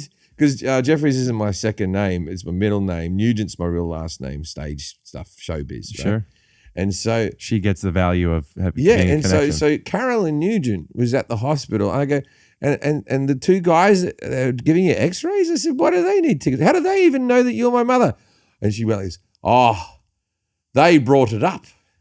What are you talking about? They fucking brought it up. They were going on about how much they like comedy, and they mentioned your name, and I said, I'm his mother. And I'm like, so let me get this straight. So a 79-year-old woman with post-polio syndrome comes in to have her bones checked on an x-ray. Sounds like a good setup for a late night joke, by the way. And they went, I like disgustingly gross comedians who say cunt a lot. What about you? There's no way in the world you didn't bring me up to him. No fucking way in the world. And she went, just give me the fucking tickets. Does that thing, if that's the case, if your perspective is true, then that lie, does that lie trigger you? Does that lie bother you? Why don't you just tell me the truth, Mom? No, or is that just funny? That means she's proud of me. She went out of her way to mention me. Yeah. I'd take that as a lovely thing. It's a mother bragging, man. Yeah. I remember one time my mother, and I can't remember if it was my mother, and I might get this wrong. It might be my mother and Tim Minchin's auntie or Tim Minchin. Let's say it's Tim Minchin's mother, right? Let's do it. So Tim Minchin, Tim Minchin. I don't know Tim Minchin. Tim Minchin's a very, very popular Australian comic who plays piano and does not parody songs, writes original songs and stuff like that. And Maybe does some stand-up in between. He also was the writer of the musical Matilda, which is still playing on Broadway and then in the West End and all that type of stuff. He has a movie that he wrote all the songs for and voiced about animals in the outback that's on Netflix at the moment, which is an animated film. Really prolific sort of... arguably I'm probably the biggest, this is a terrible, biggest Australian stand-up comedian just sort of for worldwide ticket sales or whatever. What's terrible like about that? Because, the people could go Hannah Gadsby or something like that. But arguably for the longest amount of time, for Australia didn't really, not many Australians ever cracked America before me, for stand-up. Yeah. And But Tim is, if you were going to be the mother of one of us, me or Tim, you'd be Tim's. Tim wrote Matilda. Yeah. Tim's a lovely family guy. He's just an all-round great guy. I love Tim, right? And so my mother was in hospital, I believe, with his mother, but it could have been his auntie. I'm not quite sure. And they had a bit of a mum-off, where they're laying in beds next to each other. And they're like, oh, what does your son do? And my mother started off with the other two boys. I have a son who's a police officer. They're not ashamed of it. My brother's a police. And then another son who's works in shopping center malls. He does mall construction, which is what my other brother does. He builds shopping malls, right? And my last son is an entertainer, right? I just want to do that. He doesn't want to say how big yet. Just leave the line out there a bit. And then it's like, oh, my son's an entertainer as well. It was like the only person she could have ever been in a room with who could top trump her right away. Like, nah, fucking don't try to compete with Tim Mitchen's mum. That's got to be the most proud woman in the world. That analogously, I've told this story on my podcast before, but a very, very condensed version is I was in Cleveland. I was flying back to LA. Boy, my arm's retired. And I got first class. And this was a moment for me where I just started every now and then doing a little first class. I'm treating myself. I have long legs. I want to have I'm going to do it. It's not like Kareem Abdul-Jabbar sitting behind me, anybody, blah, blah, blah, blah. And the one person sitting behind me was Kareem Abdul-Jabbar. And I was worried how far I could recline my seat. And it's like the one person in the world who you don't want to sit behind you, other than Tim Nugent's mother. Nugent? No, that's you. Yeah, what's his name? Tim Mitchen. Betty. She lived everywhere. She was born in Sweden. She moved to Japan and then to England and then to blah, blah, blah. But most of her adolescence was in Australia, and her family's still in Australia. And I'm sure she knows who you're speaking of well. Betty has been really wanting me to do the comedy festival. What's the comedy festival there? Melbourne's a big one. They also have Adelaide and Perth. They have 3 festivals. The Melbourne is the one. I think that's because that's near where her family lives. Right. I met Betty in England. I went to England because this was a few years ago at the time. My old boss, Bill Lawrence, was Ted Lasso. It was the first season, and he knows that I love being there, and he gave me a place that I could stay.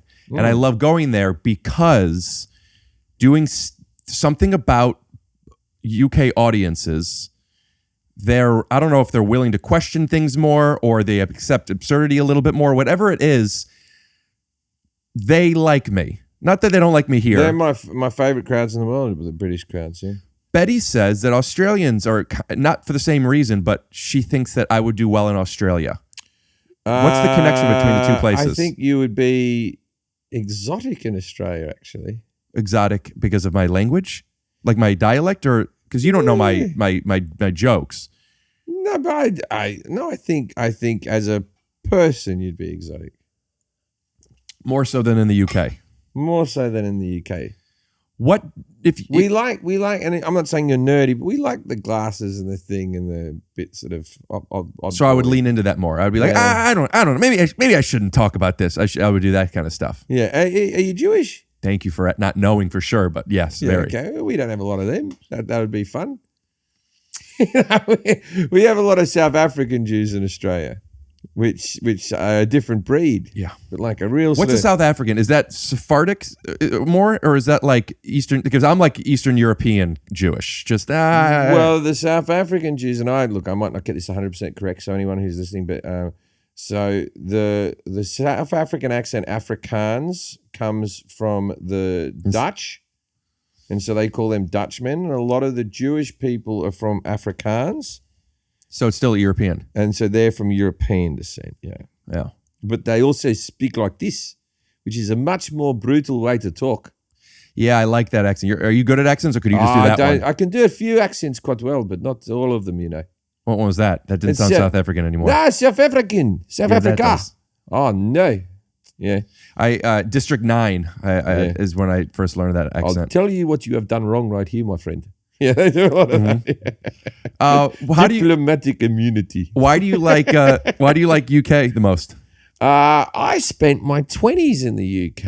And why? So because there was no career for me to be had in Australia when I was younger. There was one comedy club in Sydney at the time, and I had to wait for spots on that. The Melbourne Comedy Festival didn't particularly like me, and There just wasn't Why? opportunities. Why? Fucking. Because you're dirty? I'm the cunt guy. The Australian comedy scene, some of it has a bit of a chip on its shoulders. The Australian media never, to this day, the Australian media never really accepted me. And now sort of little bits and pieces and stuff like that. But I wasn't the horse they backed.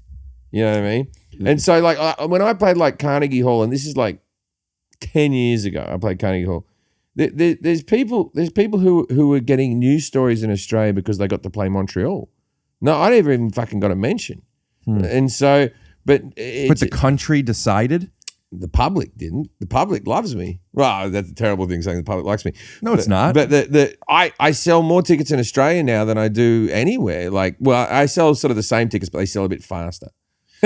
So it's just the media, why? Because we don't want him to represent us, like an Australia's Olympian. Got a little bit of, because we're a knockabout country and our reputation around the world is sort of brash and bold, that some people, and it's a small portion of the population, but they're in the media, believe that we're more highfalutin or highbrow than we are depicted in movies and stuff like that. So when they see like an Australian character's like, oh, fucking hell on the fucking like that, they're a little bit ashamed of that. And I was seeing I was seeing a little bit like that. So it's the equivalent of, let's say America is a small country, just for the sake of this argument. Let's say America's a small country like Australia, and when I left Australia, it was 20 million people. I think it's like 23, 24 now, right?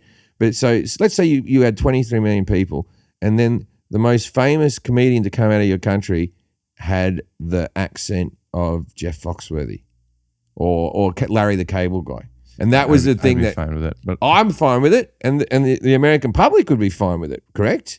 But there'd be people in the media that'd be like, "Oh no, that's not how America. That's not who we are. That's not who we are." And are Australians, because people look at British people and they're like, "Oh, they're so sophisticated," just because of a dialect. It doesn't mean anything about the people. Is Australia? They look at it like they're, "Oh, you fucking put in my ass." I don't fuck me in the ass or whatever. You know, like do people think that's what Australia is? Australians, we have, you know, every country in the world has. Okay, so in Britain, the class system is really noticeable when you're over there. They call the people who are really posh middle class, which I don't know if they're middle. What's the fucking upper? Right. Royalty. Yeah, but yeah. They call them gentry, right? Gentry. Right. So you're going to the next thing, and then they call the other people working class, which is like sort of, hey, what are you doing there, love? All right, hey. Yeah, right. And hey, fuck me in the ass. Yeah. They're all saying fuck me in the ass. That's one of the things that is funny, because when I was smoking and I was living in Britain, so they call cigarettes fags. Yeah. Right. Put up a picture. Yeah, they for cigarette. I have a picture. Just my first time I went to England, I saw that like what's it? Neon lights that fags for sale. I'm you know, I call them fags, right? And then in America, you say, "Can I bum a cigarette?" Which is the difference to bum something, to borrow or to take. I already see the math. Yeah, but the term bumming or to bum something in Britain means anal sex. Right. So little kids will call someone a bummer. You're a bummer. Yeah. Or this guy, he wants to bum you. Put it in the fucking ass and fuck him in the asshole. Stick that fucking thing in the fucking... Stick their fucking teeth their fucking asshole with their big cocks and their pussies. You know what I mean? It's childish, but and so I realized I'd been living in the two cultures too much when I did say to an American, "Can I bum a fag?" Mm-hmm. And I thought it's all come together now. The two cultures have collided in a sentence that's not going to work in any. But you know what? Now more than ever, it works in any way. I would argue that I'd rather you have anal sex than smoke a cigarette. Yeah, I'll live longer. Yeah. And with a little more pleasure, and it wakes you up. I still want to understand what it is about. You said that because you lived there in your 20s. My T-shirt's inside out. I just found that out. I've been wearing an inside out T-shirt the whole time. Snap your fingers. There you go. Fixed. Do you want to do it over? No. The beginning over? No, fuck it. Are you talking about Australians? Mark this. I might want to have Tom animate his shirt for the first however long the other way. We might just do it frame by frame.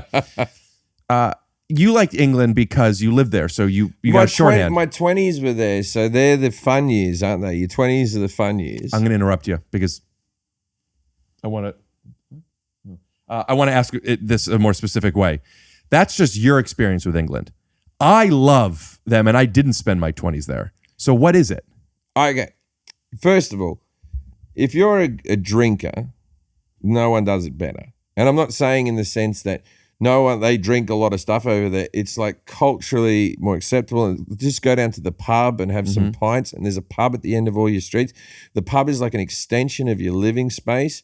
And so it's like, you go out to a club or something like here, and there's some girls to talk to or something, and it's so loud, and it's like, I like pub culture. I like watching football. Yeah. I like watching soccer. I like the music. I like British music. I also liked and this is me being younger, I like the cavalier opinion of drugs. What does that mean? Well, also, pardon me, I'm going to fix my... They just didn't, if you were doing drugs or something, it wasn't as judgy, or I don't do any of this stuff. I don't even drink anymore. But Americans are very judgy of all substances. What? Very judgy of all, like the Americans are always like this. You know what? Do you know how drunk you were the other night? And you're just like, it was fucking 4 a.m., cunt. Like, fuck off, man. Like I like that the British are a bit more forgiving of your mistakes, I feel. Well, how does that translate to an audience? Is that because they're more accepting people? It's if someone drunk gets up and says something, they're not a disgrace. There's someone having a bit of a laugh. Oh, interesting. That's very particular to you then. That makes sense. In case you're drinking, they're kinder to you. Yeah. And the audience, the heckles are smarter, and they also, Americans applaud and all that type of stuff when you come out. I hate it. It's so condescending. No, but I like it. It's very nice. But you've earned it. They applaud for you. But I'm not at that level. The Brits, if you kill it, they'll really give you a good sending off, man. They'll really be happy with you. You like when you walk on stage? Yeah. Do I like when I walk on stage? I was figuring my thought, because when they say Jim Jefferies, people are applauding Jim Jefferies. Yeah. When they say Rick Glassman, they're just supposed to applaud the next comedian that goes up. And that I don't like. Right. Yeah. Well, it's funny now because I've probably become a very exact comedian to my crowds. Like a lot of my shows now, I'm referencing old jokes, or I'm referencing something that's happened to me. And so I get up at the improv, and let's say a third of the audience knows who I am. And I'm like, oh, fuck, this is tough. I got to actually entertain people. You have to introduce yourself. Yeah, introduce myself and explain who I am, or, it's like getting that trust that that magicians do so well. I'd say I once, so I was in Ireland. We were doing a field piece for the TV show. And it was a field piece about how much the Irish drink, So for the field piece, I was getting drunk. I was drinking. And to the extent where they left us in this bar, and I was just pouring Guinnesses for myself behind the bar. So I was smashed up, right? Now, this is a 3-story bar. It's a 300-year-old bar, right? And fix this again. Oh, and a couple of young blokes came upstairs, heard I was there, and they were a couple of young comics, and they were running a sort of a college comedy night in the basement. And so and they go, do you want to come do the gig? I said, nah, I'm busy. And then I had a couple more drinks, and I said, you know what, I will. I'll come down and do a spot. And I was going to do I was doing like a 3,000 seat theater the next day, you know what I mean? But I was like, I was so drunk. I'll treat these people downstairs. It'd be good for them to see a big name, my fucking ego, right? And I go downstairs, and there's maybe 40 people in the room. Now, the footnote, before I do that, Jay Leno rings me up. I never met Jay Leno. I've hung out with him several times since. Lovely fella, right? But anyway, so Jay Leno rings me up, and hey, it's Jay Leno. Yeah. And he goes, I'm doing a joke. Someone says you have a similar joke. All comics have done this, and he tells me the joke. I said, yeah, it is pretty much the same as my joke, but I've already recorded it, so I don't give a fuck. Do whatever you want. The joke was simple. It was about how whenever you see strippers, female strippers are always just wearing tassels and lingerie and all that type of stuff. And when women watch strippers, they're always dressed as policemen or firemen or construction workers and all stuff like that. Because even when a man's naked, a woman wants to know that he has a job, right? Simple joke, right? And so I said, yeah, go ahead, use it. He goes, thanks, right? Gets off the phone. Anyway, I go down to do this set downstairs, and I'm telling this story about how I did a private party for Mariah Carey, right? Which is true. And did she request you? It was for her boyfriend James Packer, who's the Australian billionaire, and she bought me as a gift type of thing, right? Oh, and wow! That's what rich people do, buy people, right? Anyway, so I don't know. No, I don't think so. Yeah, we're all sitting down eating adrenal glands. It was a great party. Anyway, so I get invited to this thing. So I'm downstairs doing this gig, and this is one of my routines I'm talking about, where I talk about this Mariah Carey party. But I go down to do this basement, even though I'm playing to all these people in the theater the next day. It doesn't matter because these 40 people don't know who the fuck I am. And I realized in that moment that I just talk about myself and I don't really do material that's engineered to a new audience member, really, I guess. Because I went, so, these people, they don't know who I am. So I was booked to do a party at Mariah Carey's place. And it looks like I'm a guy just doing a character who's a fuckwit, right? It's the character that you going on Fallon to do your SWAT story, but real. But real. Yeah. And I go, anyway, so I'm standing at the end of the table. I'm blind drunk. I'm standing at the table, and there's Al Pacino sitting there. And then Leonardo DiCaprio walked in, which has all happened in the story, right? Leonardo DiCaprio, Al Pacino, Warren Beatty, and then Mariah Carey sitting here and Eddie Murphy sitting here, right? So I'm doing this routine and I'm just name dropping out my ass. And then, and then like the routine's not going good. And then I'm halfway through my set. Now, I had a popular routine about gun control that went viral after.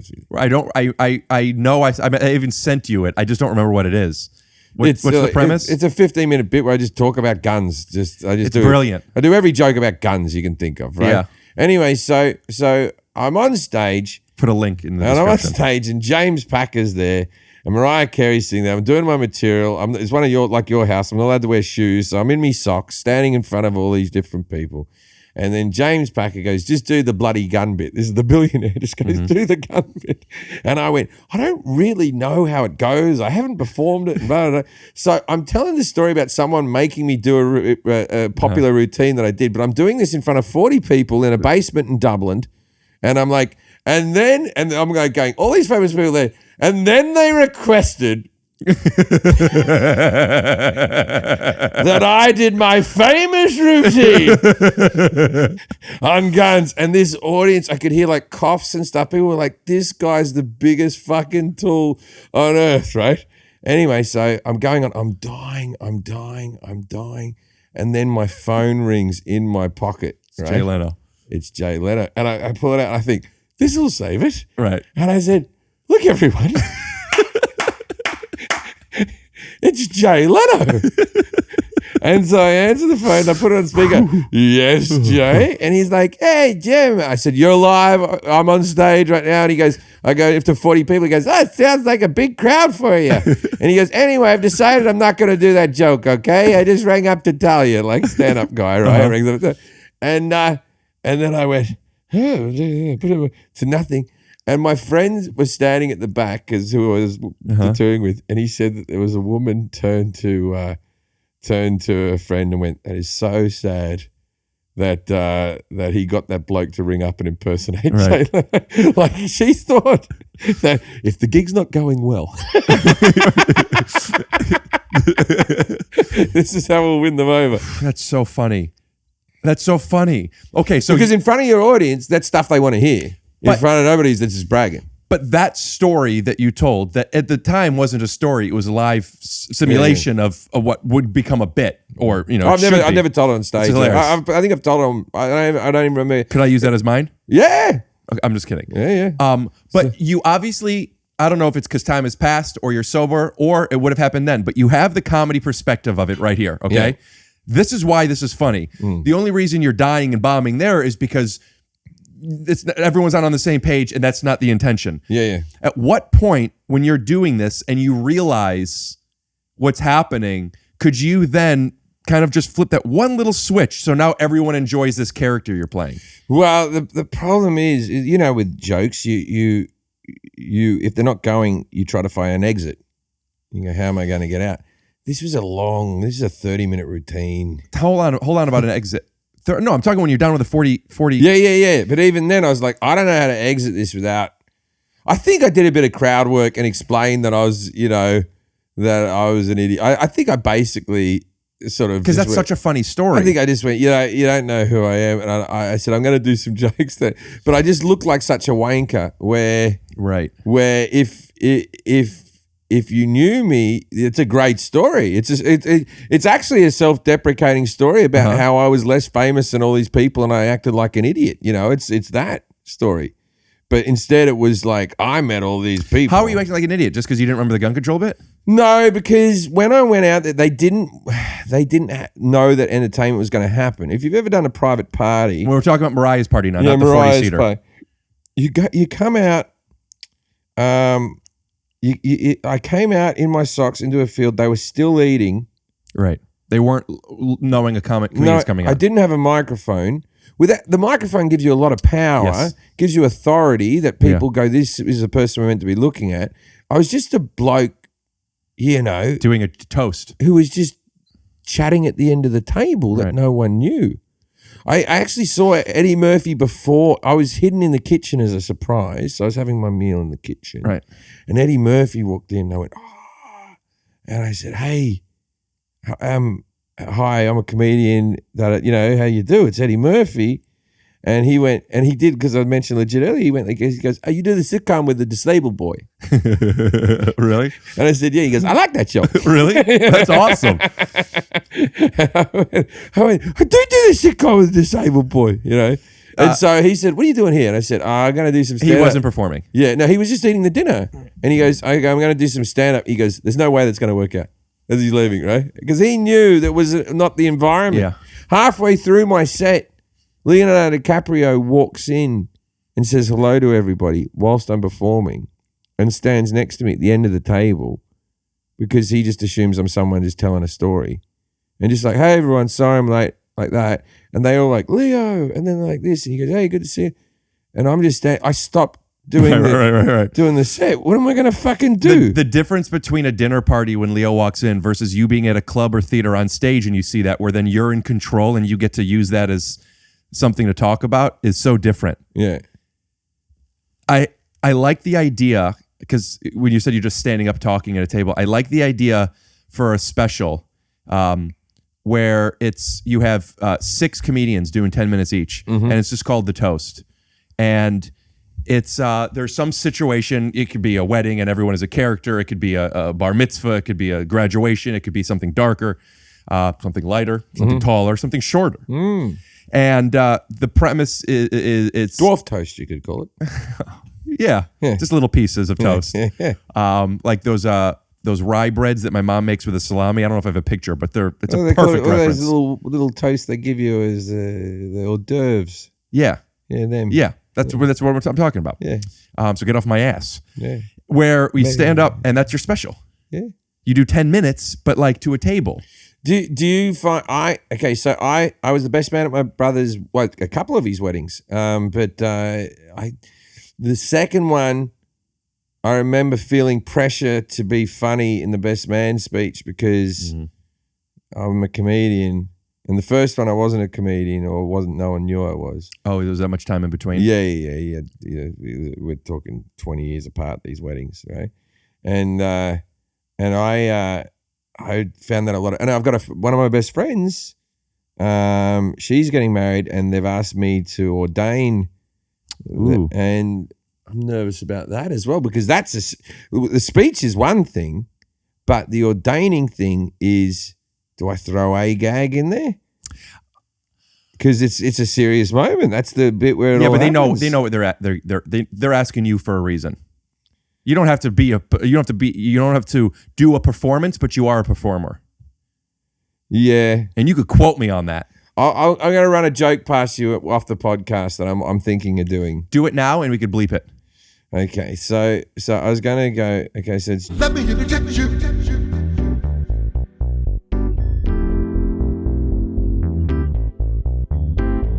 Let me inject you.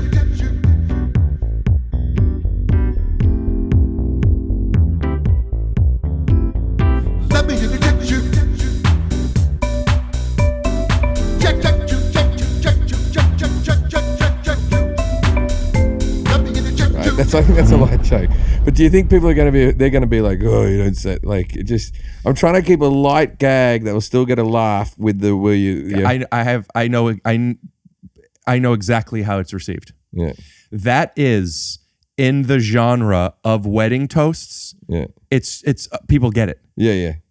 But it's not a toast. It's the actual will you take. Oh yeah, it doesn't matter. That's what. By the way, I don't know how many Jewish weddings you've gone to. I'd imagine 30, 45 Jewish weddings. That's rabbis. You know how NBA players want to be rappers? Yeah. Rabbis want to be comedians. Right. Do they? Is it a big thing for the rabbis? Oh yeah. Oh yeah.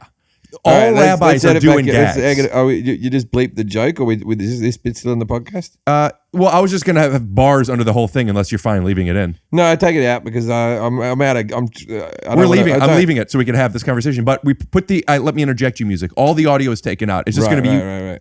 Okay, go. So rabbis, here's a thing for you. I've never understood. Right. With the what's the curly sideburns? What's all that about? It's I don't know. Payas, I think it's. No one's really given me an answer on this. I feel it's got to be an easy answer. I feel like it's such a big ask to have curly sideburns. I'll call my dad. There's got to be an answer. Does he have them? You never asked him? No, he doesn't have them, Jim. I don't know. Your dad might be a rabbi. My dad might be a redneck if it was Jeff Foxworthy. It's the same bit. Do you have curly sideburns? You may just be a rabbi. You may be a rabbi. Well, you wouldn't do the Southern voice. You would do the Nebuchadnezzar voice for that. Yeah, no, but this is a racist. Here we go. Oh, Daddy? Yes. Hello, Daddy. I'm on the podcast with Jim Jefferies, and he asked a question that I didn't have an answer to that I thought you might. The curly sideburns. What's the deal? Curly sideburns? For the Jews. For Hasidic Jews. Yeah, the seeds. The seats. I don't really know what the whole story back. Does Mom know? That is. Do you know the history of the Orthodox men where the payas? Yes. Well, he could look it up too. No, I want to hear Mom explain it. Okay. All right. Yeah, what an interesting thing. We have no idea what that is. You're Jewish people and you've never asked about this? You never gone, they do it so that, you know. I don't know. I don't ask why women wear high heels. It's just a costume. It's to make their legs look nicer, to make their calves look nicer, and so they're taller because they're short creatures. Maybe that's the same thing with Jews. It's to make them look, their legs look nicer. Make their legs look nicer. There's lots of Hasidic customs that I really don't question. That is true. There's so many things and so many plates and where you're allowed to bury them and what you're allowed to eat and on what days. I know. I find it all very confusing. I had a guy. Hang on. Okay, go ahead, honey. The reason for ultra-Orthodox male's hair and curl rules is the following. The original basis is a biblical scripture which states that a man should not round the corner of his head. Authoritative Talmudic scholars have determined that the meaning of the scripture is that there should be a hair cutting restriction. Not to round, is that a metaphor? Does it have anything to do with the British people wearing the wigs? No. Nothing to do with the British people. All right. It's a pretty vague description. Ted, real quick, is there anything you want to shout out? Any local Northeast Ohio businesses that we should tell people about? And shout out to anybody that needs some rugs or carpet from Marshall Carpet One and Rug Gallery. We'll cut to a clip. If you're looking for just the right flooring, you need choices. And at Marshall Carpet One, you'll find thousands of choices, including carpet, hardwood, rugs, and luxury vinyl. So make the right choice and visit Marshall Carpet One and Rug Gallery. And we promise, with more than 50 years as a family-owned business, we've got you covered!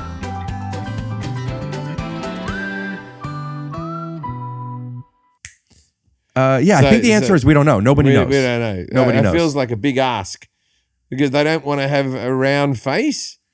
They don't want to round the. So if you go short back and sides, is that hellbound? Like are you going to hell? Yeah. Short back and sides? I don't know if I don't think everything. And you know what? And here's kind of a microcosm for like our culture today, where everything is so extreme either way. I think that if a Hasid has a cheeseburger, which he or she is not supposed to do, yeah. I don't think that automatically, I don't think God cancels them. I don't think it means they go to hell. I don't know what happens. Listen, I'm just one guy. I had a bloke. I say Hasidic. Is that wrong? I think Hasidic is fine. Hasidic, Hasid. Well, an Hasidic gypsy Jew, right? How tall were they? Under 5 foot? Midget. Okay.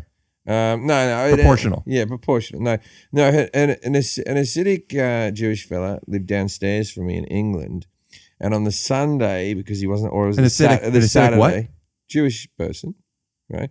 Is it the Saturday's the holy day for them or something like that? There was one on Saturday or Sunday. It was Friday sundown. Something like that. Yeah, Friday, Saturday sundown. Yeah. He couldn't use levers or electronic products. And so I used to have to turn his telly on for him. So I'd go downstairs and turn it on. And I got into an argument with him because he used to complain about me coming home late and making too much noise or something like that. And I was like, I'll leave on a show you don't like, man. You know. Wait, what was the last thing you said? I'll leave on a TV show you don't like. I was in charge of his controller. Like, you better, like, he used to look at the TV guide and go, all right, what am I sitting down for the night with? The way you said that he'll leave on a TV show that he doesn't like felt like the inverse of your Twitter friend who left on a show that he does like. The Jews, listen, man, they have their things. I like the Jews, man.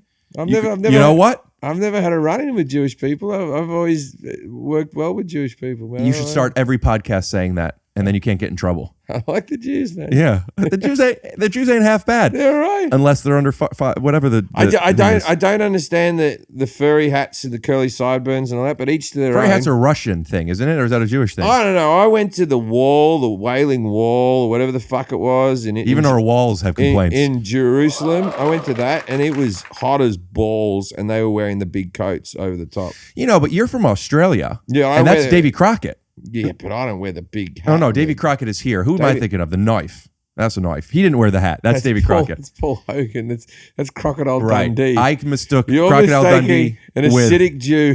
No. An acidic Jew hat with Crocodile Dundee. Crocodile Dundee, I mistook for a moment for Davy Crockett. Davy Crockett, who was not Jewish. Smoked in a bar when he was only 3. That was one of the doors and turned the lights down low. That was the thing, is he smoked in a bar when he was only 3.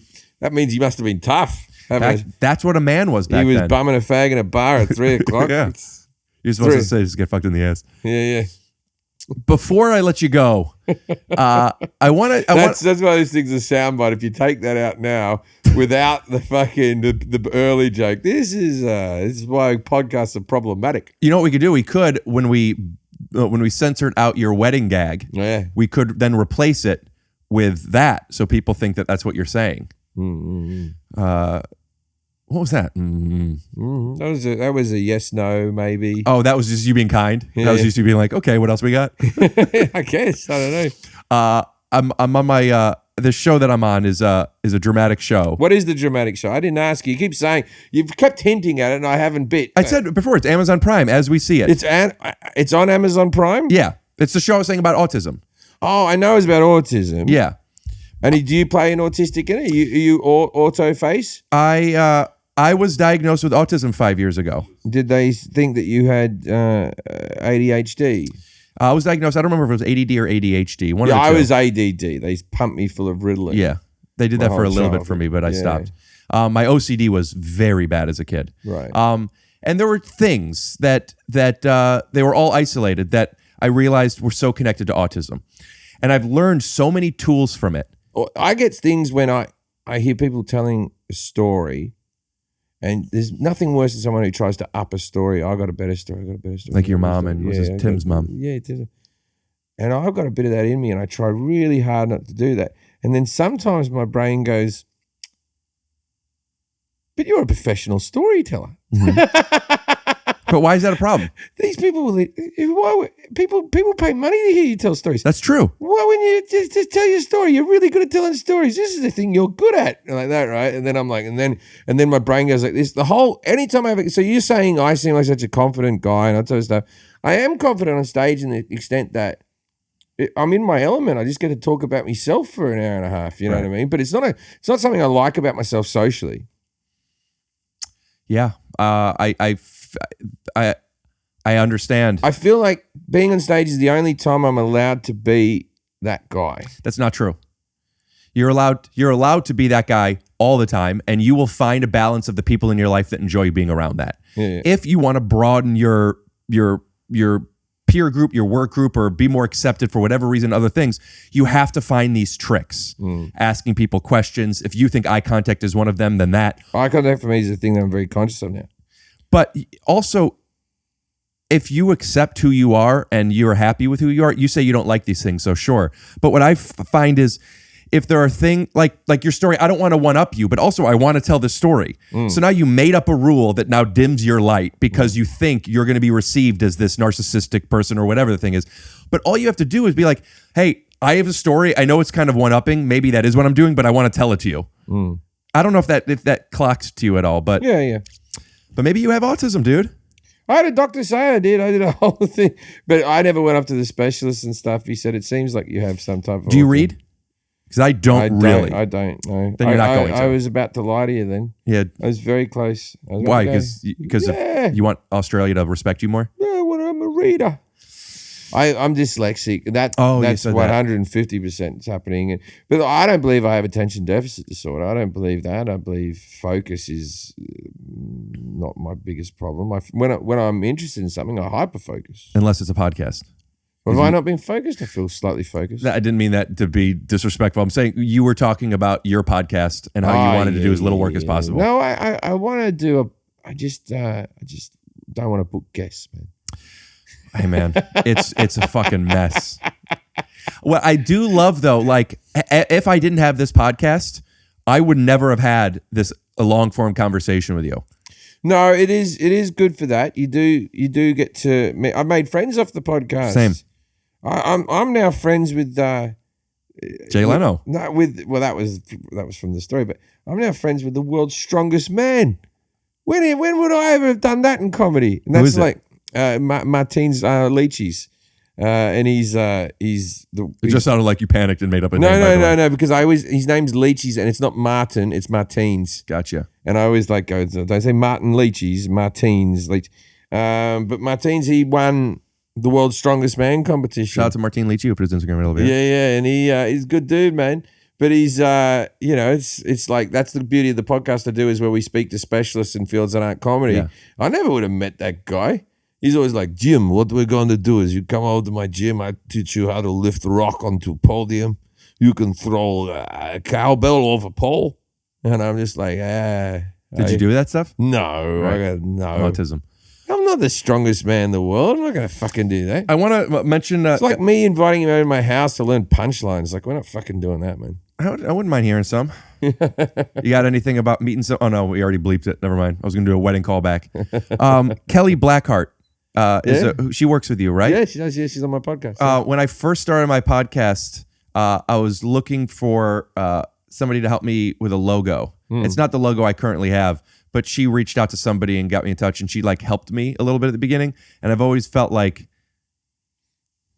I don't really know her. She's the best, but she was very kind and helpful to me from the beginning. I just wanted to shout out to Kelly. Her brother was the producer of the Jim Jefferies show. That's how you know her. He was the showrunner of the show, and then she got a job just running social media or something for the thing, and then we became friends, and now she co-hosts my podcast. Yeah, she's very nice. She's very nice. I don't have a bad word to say about Kelly. She's a lovely person. Well, if you did, try it. Say some stuff, we'll bleep it. Sometimes, not all the time, but sometimes, if you ask her to get you on the way to work or something, go, can you get me a Red Bull or a coffee or something? She won't do it. Just mean-spirited things like that. Just mean. I probably shouldn't be calling up in a car to run errands for me. She's not my assistant. Does she work for you? Do you have an assistant? No. I have an assistant now. I never had an assistant for the first 20-something years of my career, and now I've had an assistant since the TV shows, and I sort of kept him on during COVID. He had the easiest job in the world, man. It was like it's like the multicam of assistant work. Yeah. Like he was we had that multicam show that was going to happen that never came through, and so I'm like, I didn't want to lose him, so I just kept paying him. I was finding him things to do, like, Jack, I have a tent here that I bought a while. Can you sell it on eBay? Like, it was that level of assistance. It sounds like you're just a really rich guy without friends. Yeah. Just would you help me? Yeah.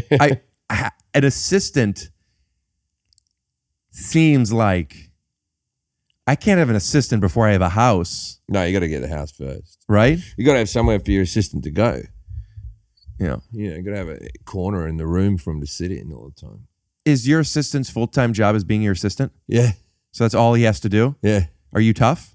Nah, he maybe works about 5 hours a week. I'm pretty easy on the cunt. But if we've got a TV show or something, he works as long as I do. You know what I mean? If we've got something to do, but he books me flights. Oh, sorry. And he makes sure that I show up on time. And each morning he texts me what my day is and all that type of stuff. But then there's things like where I talk to you directly. That's why we had to move the podcast back an hour because I hadn't told him. He takes care of me diary. But then he comes about once a week, does some bills for me. You know, he might do other things like if I can't, you know, I always like to do anything that involves my kids myself if I can. But then sometimes, you know, you work and you might need your son picked up from school or something. How old is your assistant? 27. Happy birthday. Today? Yeah, all day. I loved having you on. Stay there, though. I want to get the Polaroid. Okay. I feel like I've sat in a very fat-looking angle fucking the time, but I was comfortable. Good. To the second part, and I have to look over the footage. But my mom, sometimes when she comes on, she puts a pillow on her, which I don't understand, but everyone has their insecurities. So we could animate a pillow if you want. No. Good. Saves me some money. They won't be able to tell the difference between me and your mum. You always come through for me, huh? Come on, man. See you call? There's a handful of people that call I pick up. There's very few people that you know the call will involve some goof. Hashtag guaranteed goofs. Hashtag guaranteed goofs. Also, hashtag summer in Argyle. Hashtag summer of 69. Oh, all right. Bleep that.